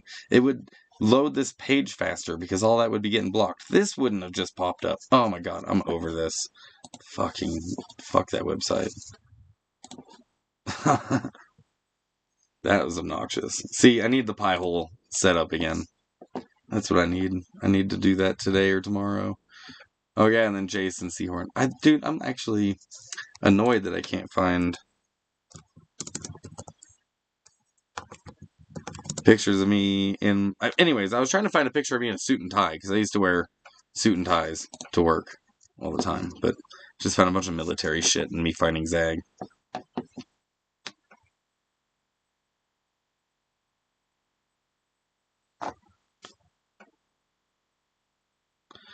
Critter says Zig, real recognizes real. I try to be real, dude. I really do. I try to be authentic and genuine. You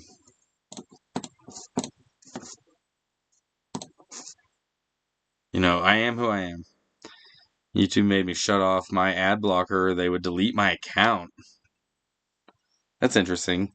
So I don't block anything from YouTube. It is very difficult to block YouTube ads. There are ways to do it. You have to use a different app. And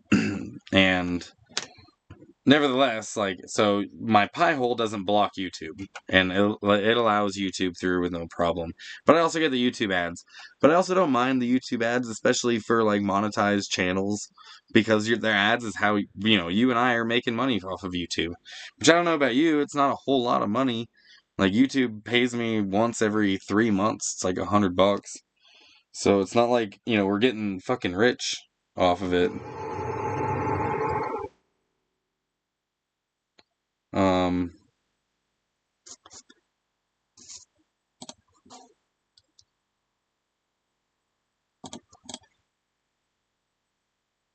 So yeah, it doesn't have to worry about that. Sparking across America asks where my girlfriend is. Her and I separated. We're not together anymore. Yeah, I did a little bit of a video about that when I was upset.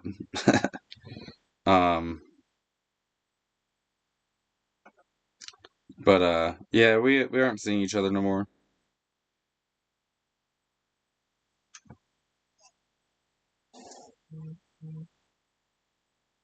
Yeah, a little change in the pocket. That's basically it. Yeah, I get like $100 like every 3 months or so. Used to be a little bit more than that, but every once in a while you get some super chats though that get you there a lot faster.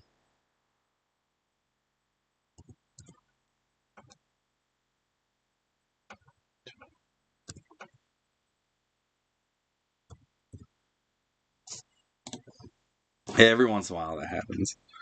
But I usually expect, like, it used to be I got paid every month, but that only lasted for like a few months. But yeah, now it's like every 3 months. Sorry about that. No, don't. It's not, you're fine. I know a few people have asked, but it just didn't fucking work out. I wish her the best, but we just weren't good together anymore. We were good together at one point, but we weren't anymore, so I am sad about it. It is a bummer, for sure. I haven't looked at Facebook on a desktop in so long. I don't even know how to get to my pictures. I have been using my phone for years. I don't even know where to find my own fucking pictures. Is it over here? Oh, man. What in the hell? ZPD says, Survival says, I restore motorcycles, also handyman for cool clients. I like making videos, creative side. Yeah, making videos is my creative side too. And I've been, when I'm in really good moods, I get more creative and more motivation. But, I do be getting down sometimes. And I lose a lot of my motivation.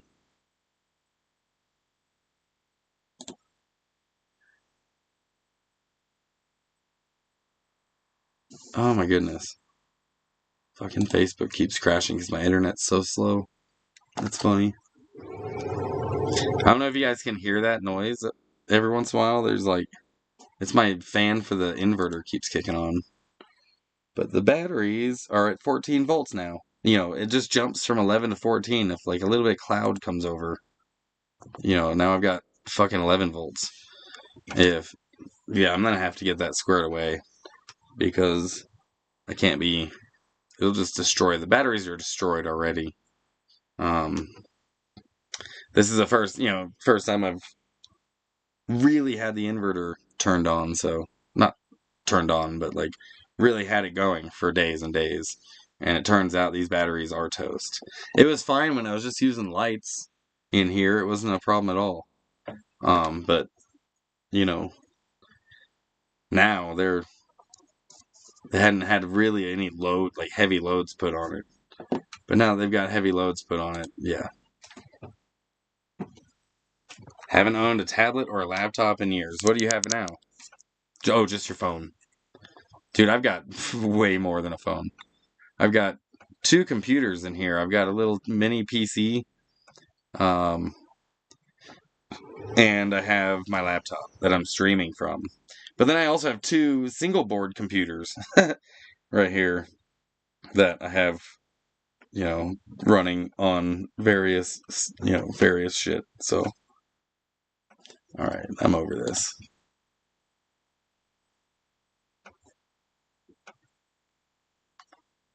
Yeah, phones are little computers. In fact, some of the stuff that you do on a Raspberry Pi, you could do on an old phone. Like if you have an old phone, you can jailbreak. You'd have to jailbreak it, but but then you can put the same software on a phone. Like the same software that's on this, except phones have more power than this. My phone has 12 gigs of RAM. This has 1. And, this does have an Ethernet port and 4 USB ports, so that's kind of an advantage of it. And it has an HDMI port, so that's another advantage of it. But there's dongles you can get for all that for your phone. Survival says, I've been using Facebook for Marketplace. Might go back to Craigslist. Put the inverter in the other room. Otherwise, it's not too bad. Sounds like you're on a spaceship. It's underneath. It's just already wired. All the wiring is already there underneath the seat that I'm sitting in. But it doesn't go for very long. I haven't heard it kick on for very long. Does kind of sound like a spaceship though, like we're about to take off.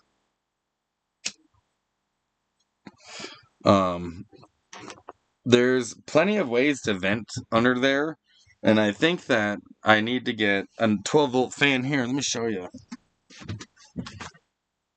So, on the back side of this booth that I'm sitting on is a vent that's this size, right?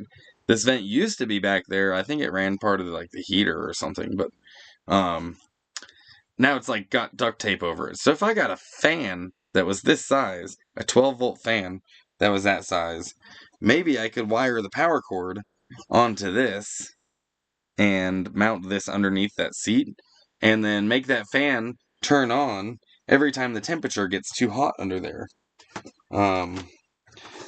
Using that temperature sensor I showed earlier in the video. I don't want to go digging around for it, but I thought it was right here. Anyways, so maybe I can hook a fan power up to that and program that pin on that computer, on that little single board computer, to activate that fan only at times where it gets up to this temperature. And then it'll just blow into the box underneath me. There are such easier ways of doing this, but this way I get to tinker. I get to I get to fucking build my own little system, using these pins right here. Oh, there we go. These GPIO pins. And you have probably GPIO pins in a lot of Arduinos, and even in your computer, some things will operate off of a smaller cluster of GPIO pins, but this one has 40 of them, so you can do a lot with them.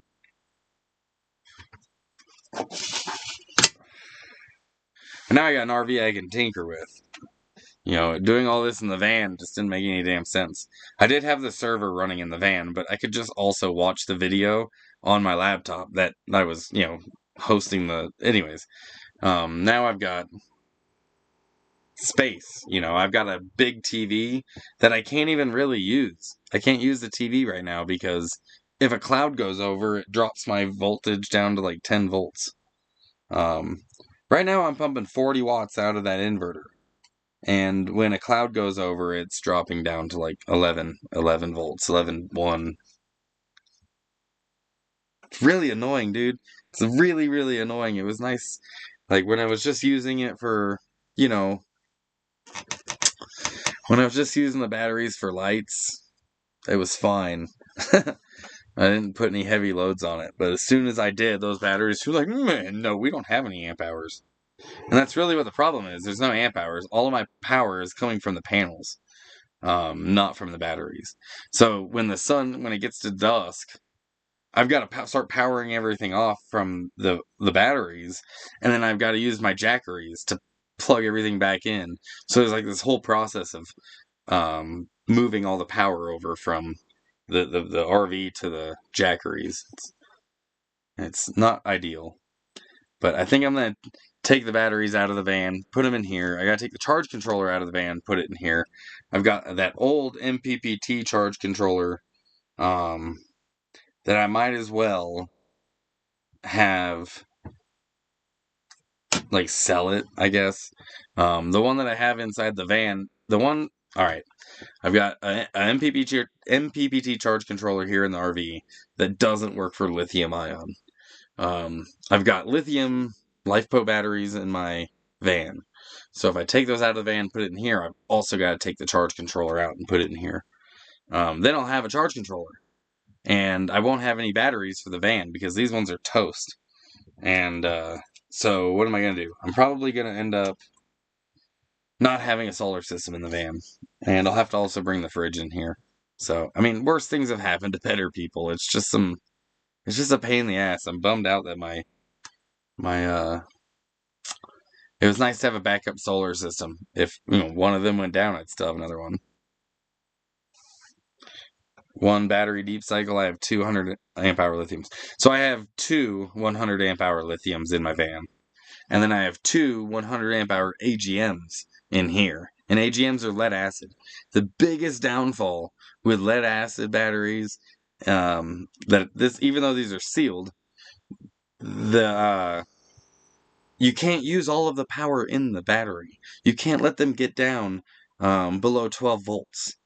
And once they're at like 12.2, it's at 50%. So you get 50% of the battery in there. So really, I only have 100 amp hours to work with.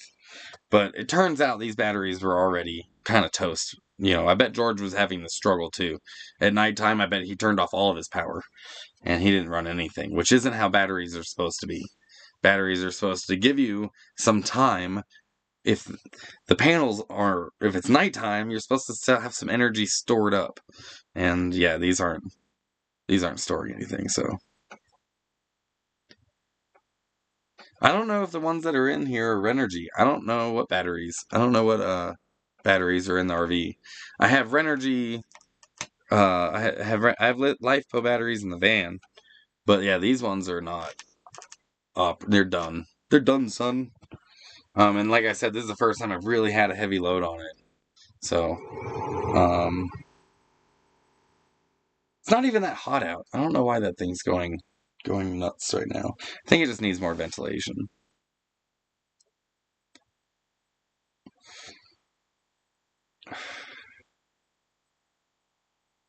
You want that lithium in your huge unit. The van should have a smaller system. Well, the van was the only system I had, and I got 2 lithium batteries for a really good price last summer. So I have those, and I had AGMs in the van, but one would be fine most likely because the only thing I really run off of that system is a little mini fridge, like an RV, or not an RV, but a 12 volt cooler style fridge, and it takes very little power. But now I'm not gonna have a system in there at all, so that fridge is gonna have to come in here. I think I've already got a spot for it, but in any case, that's obnoxious. So yeah, I'll have to move this. I'll do that tomorrow. That's probably my chore for tomorrow. I try to get one chore done a day, and today is garbage. I'm taking the garbage out because I did some work yesterday. I put my screen door together. I got new latch for my screen door sent to me. And then there's a magnet that when my door opens, the front door, when it opens, usually RVs have like a latch to latch the door to stay open, and that latch on mine was done. It was broken. So now they've got this magnet one that you attach to the door and then you attach to the wall, so when it opens, it magnets open. Do I ever talk to Cornelius? Yeah, when we see each other, we talk. Yeah, we don't. Corn and I don't have a problem with each other.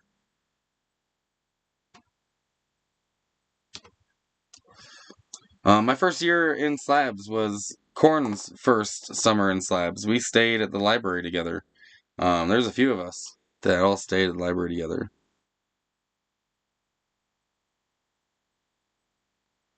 Use jar key when van. Keep them charged. I don't know what that means. But I do have a DC to DC charger in the van that will charge the batteries when I drive. But that just means I have to drive more often to keep the batteries full. I have a whole system I built portable. I built a portable system in Alicia's van, my ex's van. I actually streamed a lot of that build, and I built it in a little like plastic tote basically, and everything except for the panels. The batteries were sitting outside of it because they couldn't fit in there with all the breakers and whatnot and all the wiring. But so yeah, I basically built my own jackery. Use jackery when the van. Keep them charged. Oh, when I drive the van, you charge the jackery? Is that what you're saying? I can charge the jackery off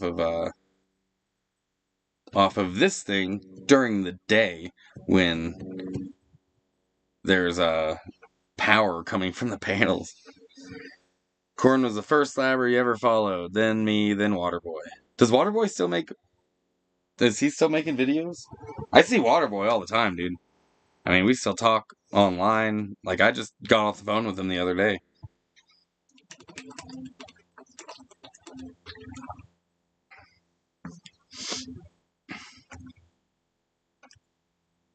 Waterboy and I actually didn't like each other until all that spider shit went down.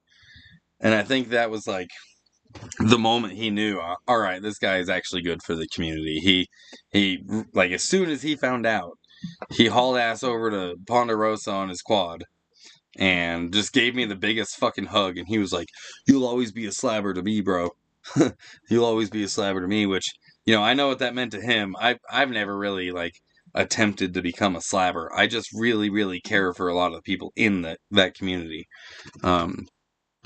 I've spent a lot of time in that community. That was my home for a long time in the winter.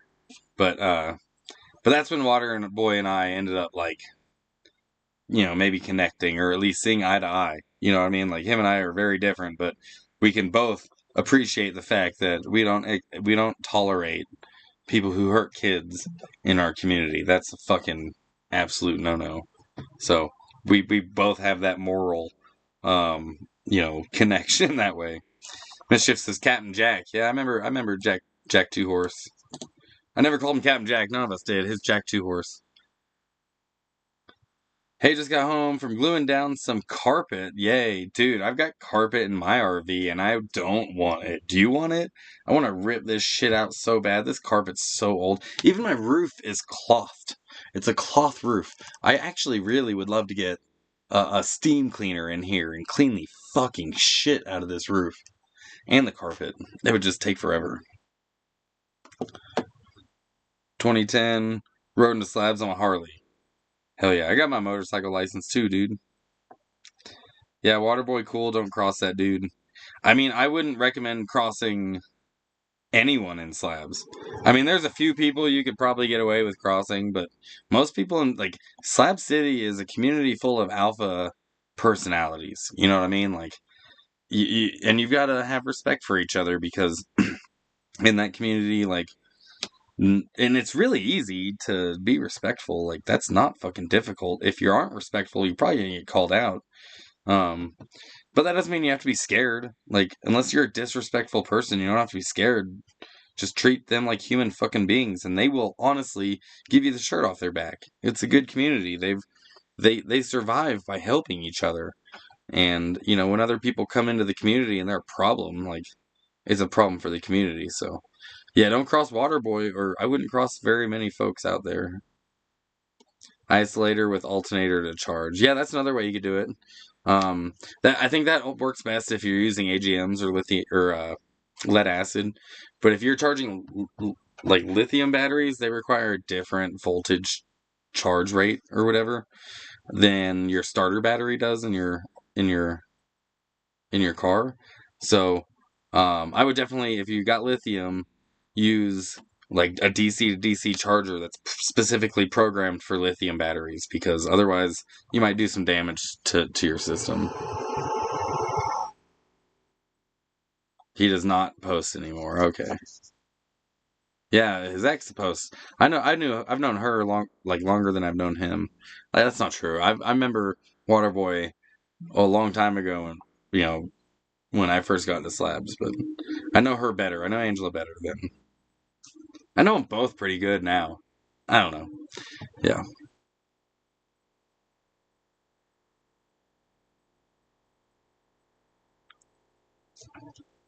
Community style living, that's it. We all want a community. You know what I mean? Like, everybody wants that. They call it their tribe or your friend group or whatever, but you all want that. Maybe you don't always have that. Like, do you know your neighbors? A lot of people do. Some people don't. Um, that's that's really what slabs gives you. It gives people a community who are rejected from the rest of the communities, kind of. Oh yeah, and Mac, but he's MIA. Yeah, he comes and goes. He's still around. Um, he's got his nice little spot down there in the valley. He's doing all right. I run into him in Bombay Beach every once in a while. I'll see him. He'll walk in and like be at the coffee shop when I'm at the coffee shop, or he'll be at the there's a bar there and a restaurant. He'll be at the bar restaurant at the same time. Trying to get the sun is about to be right in this mirror because it comes right through this window at sunset, and these can't turn the other way because there's that little bar that you twist to spin them the other way. It's fucking broken, so they only go down. You can't spin them up. ZPD Survival says I'm running a 6-volt lithium in my 72 Honda XL250 for lights. And that old system is charging it well. That's cool, dude. There was actually 2 6-volt 100 amp hour batteries for sale on Marketplace that I just saw, and I was like, dude, I could turn those into 12 volts and put that in the van. But they are expensive. I think they're lithium also, which means I'd have to get a different charge controller. What's up, Zigzagging buddy? Hey, Jeannie, how you doing? Zag is currently, she's been acting really weird. She's been just hanging out underneath the couch instead of jumping up into her bed. She's been going under the couch and just hiding in this little cubby hole that's under there. I don't think she likes having Buddy around very much, if we're being completely honest. She doesn't like, I think she likes being an only dog. But Buddy is around, and she's gonna have to get used to it. Buddy's getting used to it. But Buddy's hanging out outside on the leash right now because, he's an older boy and he has some incontinence problems. I have to clean up after him a lot, but he's chilling. He's got his bed out there. But he does spend a lot of time in here too. It's just easier after he eats if he just goes outside. I'm gonna have to get a fan this size, guys. It's gonna have to be something I do. There's a lot of little tiny things, like little shit to do to the RV that would just make it so much better. New blinds would be freaking awesome, dude, because these ones are from like 1990. Like, this was the most advanced shit they had at the time. And they are garbage today. But I've been looking at blinds, and they're also kind of expensive. I actually was looking at ways of making my own blinds with like an old blanket or some like felt or something like that, and like sewing some thread through, tying it off at the bottom, and then having it all on, like, I don't know. I've been trying to figure out cheap ways to make this better.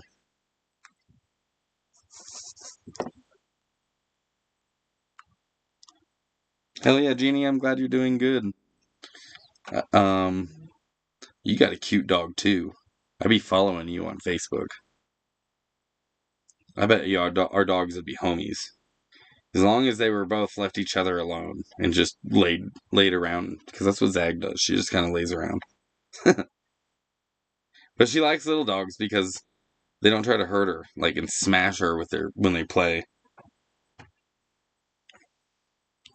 1990s technology. Wow, I know you guys were probably already like grown up in the 90s, but I wasn't. I need some like something that blocks the sun. Like you can see the sun coming in. That's not.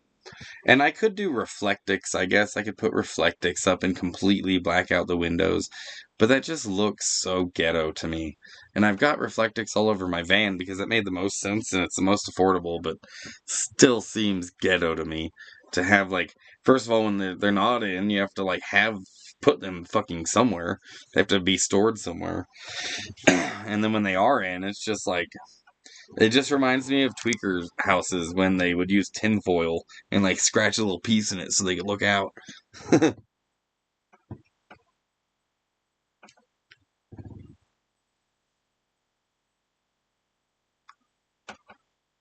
Yeah, Zach's like 8 years old. So that'd be cool. They're both older. Yeah, Zach's like 8 years old. She's still got some spunk in her. Buddy's 15 though. I mean, he moves around a little bit, but eventually he goes back down and lays down because he's got bad hips. He can't get around very easily. If you guys saw my last video, he has to get in and out of the RV on a ramp. So it's like this whole process of getting him in and out of the RV every time. So he does sometimes like rush ahead of me and jump out of the RV, and it makes me nervous every time. And he usually does it just fine, but makes me nervous because I don't want him to hurt himself. So can I tint the windows? I guess I could tint them.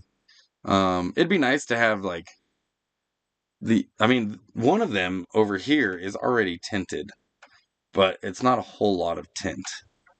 But at nighttime, I'm still a fishbowl. So yeah, being able to black these out would be tits. It would also create more privacy. Oh, your dog's 11, Kindle. I have a friend named Kindle. I'm glad I caught some of you. I've been live streaming now for a minute. Glad you guys caught me, or I caught you.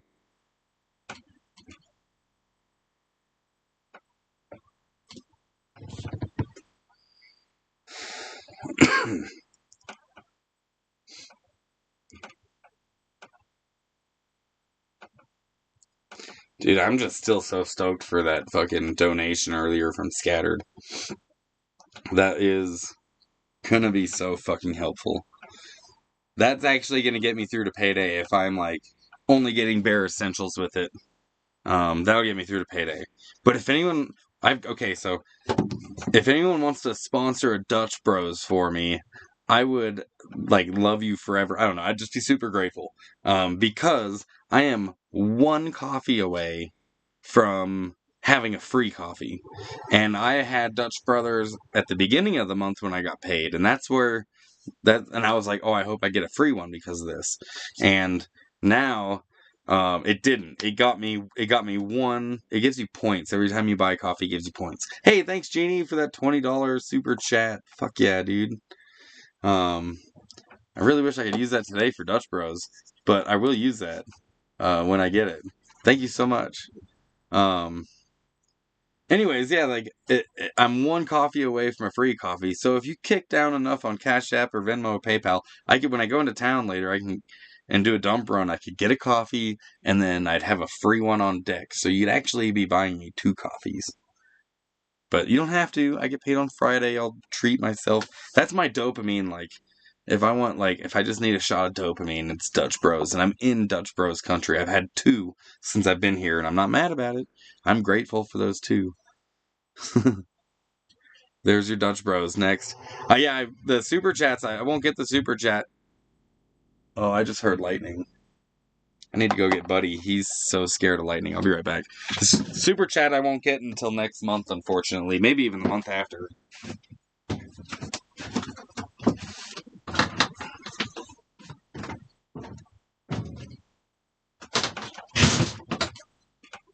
I'll be right there, guys. Come on, buddy.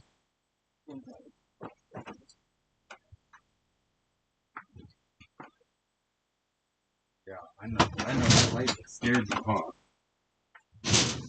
That lightning scared you, huh? Give me a second. Let me make some room for you, old man.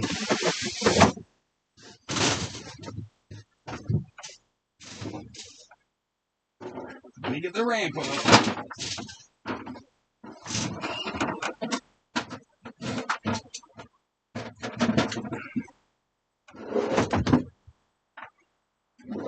Oh, good boy.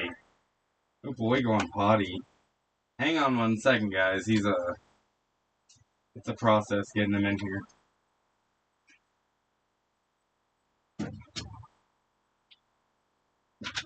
Come on.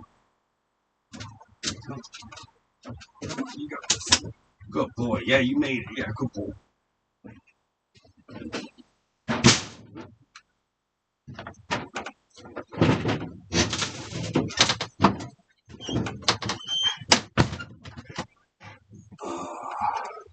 Alright, let me take care of Buddy real quick. I can give him some water. Now that he's inside instead of outside. But we got Buddy in. We got him in. I would show you guys, but I'm using my laptop camera right now.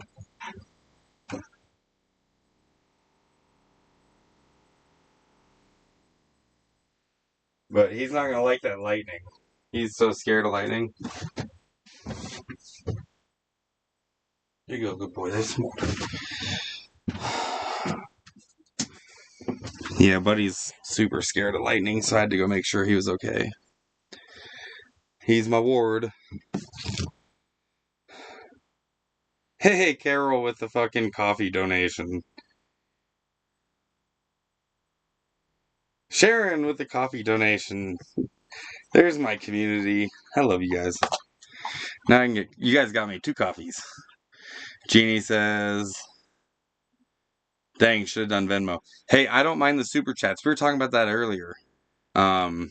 They're so helpful. Like, we were talking about how YouTube pays you once you reach that $100 threshold.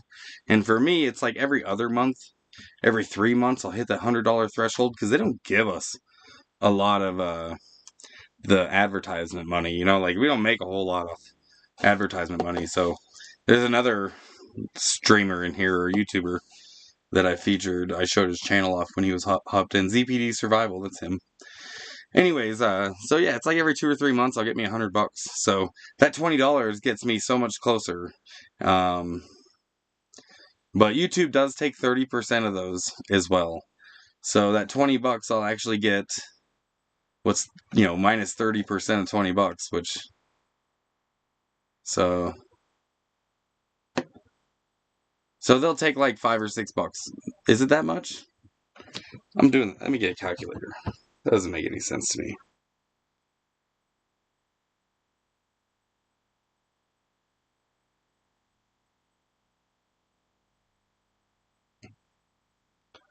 So they take, yeah, $6. So I will get 14 of that $20 that you sent. Do I have CBD oil for his thunder anxiety? I should have some. I don't have any CBD stuff for the dogs. He does take like ibuprofen, but not human ibuprofen. You can't give dogs ibuprofen. Don't ever give your dog ibuprofen. He has another Profen that you can give dogs that he takes every day. He takes twice a day, which helps with his hips and his pain, because he does have real bad hips, and you can see that he struggles getting around. So I also have to get him like the special, they're not treats, but they are treats where I put his pill in the little pocket and then I give him, or I'll stuff it in a hot dog. So I have to also make sure I'm kept up on hot dogs. Dave loves that.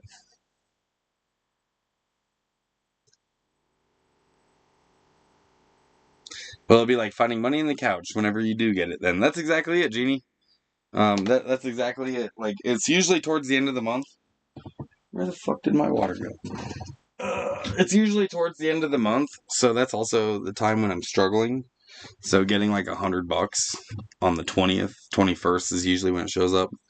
Every so often, it is. It's like, oh shit, $100. That's cool.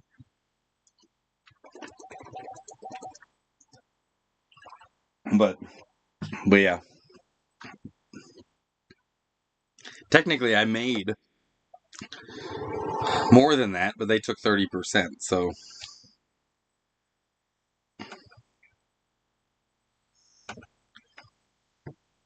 And Zag has thunder anxiety too, but Buddy's, I think, is way worse. Like, he'll go hide in a corner and tremble and start shaking real bad. So you gotta go down there and get down on his level and give him pets and give him love whenever he gets that scared. But that lightning, I mean, it's sunny over me right now, but there are some big clouds. I'm basically surrounded by clouds in this little pocket of sun, which is allowing me to live stream right now because my batteries get too low. I'm gonna have to end the live stream and shut down my inverter, and like start cutting power because these batteries are trashed. Hopefully that's a problem I'm gonna fix tomorrow. It's 111 degrees in Nyland right now, which is slabs. 111. That sucks.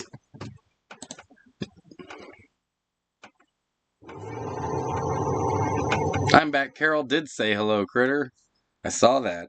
I gave her a shout out. It was right at the right time, too. Sharon also kicked down some money for me to get some coffee. You guys are the real heroes here. 111 in Nyland. Feels like 117. Blech, that sucks. Dude, I hope you guys are holding in. If any of you slabbers are watching, which we don't watch each other's channels, dude. Like, Cornelius doesn't watch my channel. I don't watch her channel, their channel. I don't watch Mac's channel. I don't watch Cause's channel. I think maybe I watched an episode or so of Water Boys, but that was when he was running from the cops. And same with Jack. I watched Jack Two Horse's video of Water Boy getting arrested and be like, hey, make sure my bike gets back home. He's like, yeah, I got you, man. So my daughter has graduated from college, and I feel like taking an adventure again. Great chat, Nomadic Zig, and everyone cheers. Dude, go adventure. Go see the world. It's a big fucking planet. We live in a beautiful country. A country where you get to go see so much of it. And you don't have to cross borders and do all that shit. So definitely go exploring, dude. It's worth every bit of it.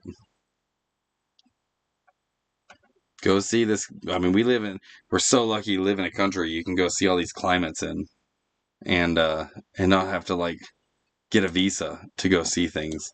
It won't last forever. This experiment that is America, it won't last forever. It won't. Nothing does. Entropy always wins. And America will one day be divided. The states of America. Just like what happened to the USSR, will probably happen here too. So enjoy it while you can. Encourage your family to do it. We live in a wonderful time, in our country. It's a wonderful time to be in our country, even though it's a weird time to be in our country. Even though politically it's a weird time, but America's still America, you know what I mean? Like, you can still go traveling. And it's not violent yet. It's not, like, now's the time. If you ever look at the average lifespan of a civilization, we're right at the peak of it, man. Like, we're middle-aged, we're over middle-aged. We're at the peak. We're coming over. So the average age of a civilization is about 300 years, and we're coming up on 300 years.